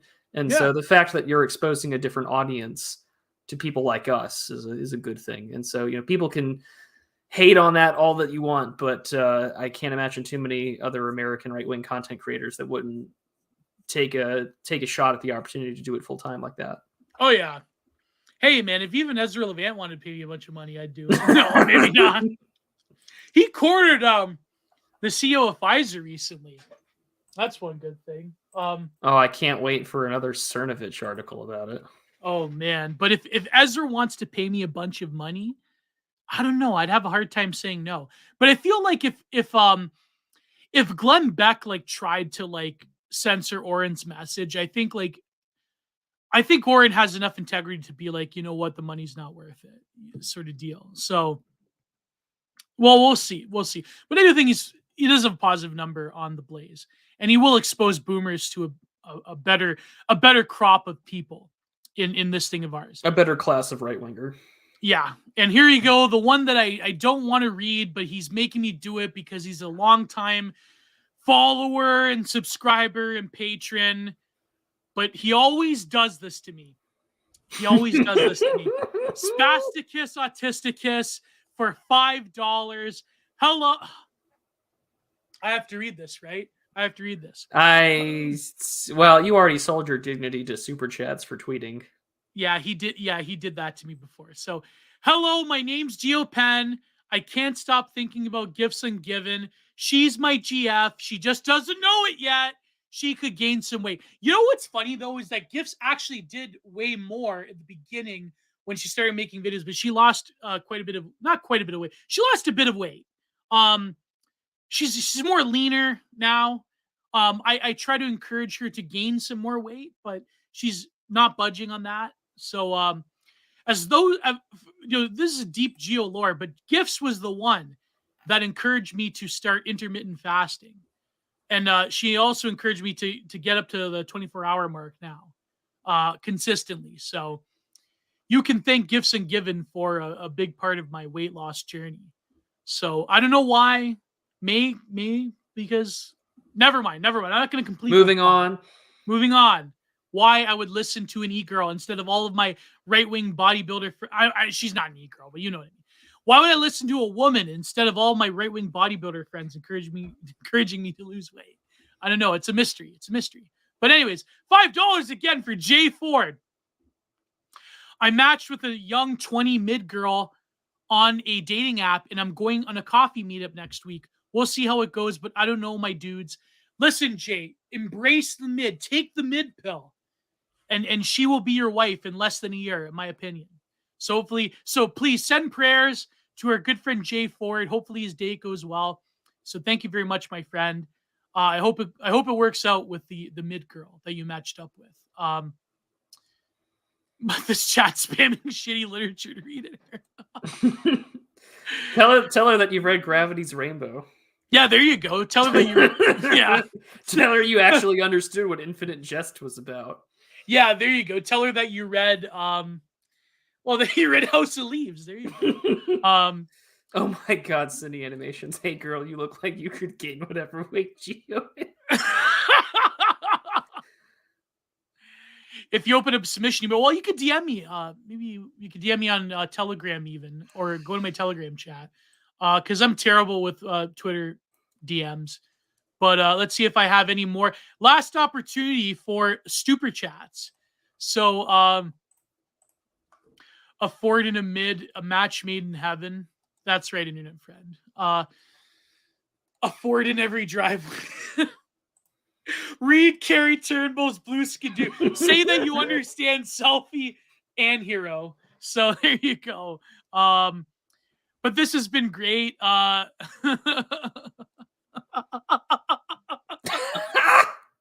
You want to be Jacob, is that set to a specific jingle from a commercial? Is it from a I hope it is. jingle? That way someone could do a nice edit for it. If you want a happy mid for the rest of your life, pick out a mid chubster for a wife. Yeah, there you go. Cyber Ninja Zero had a fire comment. What do you say? Choose. As long you guys as are it's not a brutal. female cop, you should be okay. Oh yeah, exactly. Can you imagine being like the only way that female cop became viral because the Daily Mail article where the husband cop forgave her? Apparently that's pretty common in precincts with female cops, from what I heard. That they're kind of like the pass around girl. Sam Hyde was right. Sam Hyde was right about, yeah. You know why I don't like female cops? I'll tell you why. Because I was telling you about maybe I'm doxing him, but I think Jay Ford has a point, and we could probably end it here before it goes down a very deep sexual. Tell him to stop talking. No. You know why I don't like? This is actually a pretty sad story. My friend who's our tenant, he's Portuguese. He's from the Azores, but he had a roofing company, and he was living with one of his workers. And one of his workers came home one night from there's a few bars that are relatively close to my house. This guy wasn't doing anything. He was just mouthing off, right? Wait, you said tenant? Well, okay. My tenant is landlord alert. Well, no, it's attached to my house. It's an apartment attached to my house. So his worker was staying with him. So his worker came home one night. It was Canada Day. It was years and years ago. This is over 10 years ago. And he came home. He was a bit drunk, but then someone called the cops on him. And he was just mouthing off. He wasn't really doing anything. But as soon as this woman cop showed up, they beat the hell out of him. And they left him in the drunk tank and they took him in the hospital the next night. He had to get 20 stitches in his head. But it wasn't because this woman cop had to prove to them that she was Betty Bad, whatever. They literally beat him up in handcuffs. And he went to court over it. Of course, nothing came of it because it's impossible to sue the cops here in Canada. Right? So that's why Sam Hyde's 100% right about women cops, because as soon as they feel threatened, they have to prove that a guy that's above their weight class is a threat to them. So I pray for you if you ever encounter a female cop, because a friend of mine was actually, beat up by one. So all the memes about female cops are true. But yeah. What do you think of what's your opinion on the female cop question, Prude? If you ever encounter one, pray to God, because you may not make it out of it. Yeah. Yeah. Well, because they feel that they're threatened, right? Because most guys are physically Your bulletproof vest. yeah. Yeah. They can't match force properly, so they will escalate to equalize the situation. And so Exactly. Yeah. it's a This isn't dangerous being environment to be sexist. in. This is just the truth. So I mean, it's well documented that yeah. most escalation of force with female cops tends to out of fear. But whoops, that wasn't my taser. Like Yeah, exactly. so. Always make yourself smaller. Always make sure you're a yes man. Yeah, yeah. I would say it was because my friend was drunk at the time. That's what happened. And he probably didn't know what he was saying. And this lady cop like literally beat him up in handcuffs. Like if a guy's in handcuffs, why do you have to persist? Like it's anyways. That's why I'm not like, pro cop. I'm not like anti cop, but I'm not like pro cop either. Like I agree with Yeah. Thomas. Like this is what Thomas said with BAP. He's like, you got to realize the cops are not your friends. They're not going to like help you in any situation just because it's like, oh, well, you're also of European descent. It's like, no, they're not going to. Like, listen, if the regime goes after the chuds, then the chuds are just going to be like in the way of their paycheck. You know what I mean? So I don't know. I'm not like anti-cop and I'm not like pro-cop either. I don't know. It's just, yeah. But anyways, this has been a good stream though. It's been good. Yeah, has been. Next week we'll think about something. It'll be on your channel next week. So final point is shilling. Patreon.com/Giant Productions. Substack, Gio's Content Corner. If you don't want to pay me on Patreon, all my PayPal links are down there. If you want to like contribute directly. So yeah, man. Next week I'm gonna have an exciting content minded with Catherine D. So we're gonna talk about Humdog. So it's gonna be great. Yeah, and I believe she's gonna post it on her podcast as well. We're gonna do like a cross promotion thing.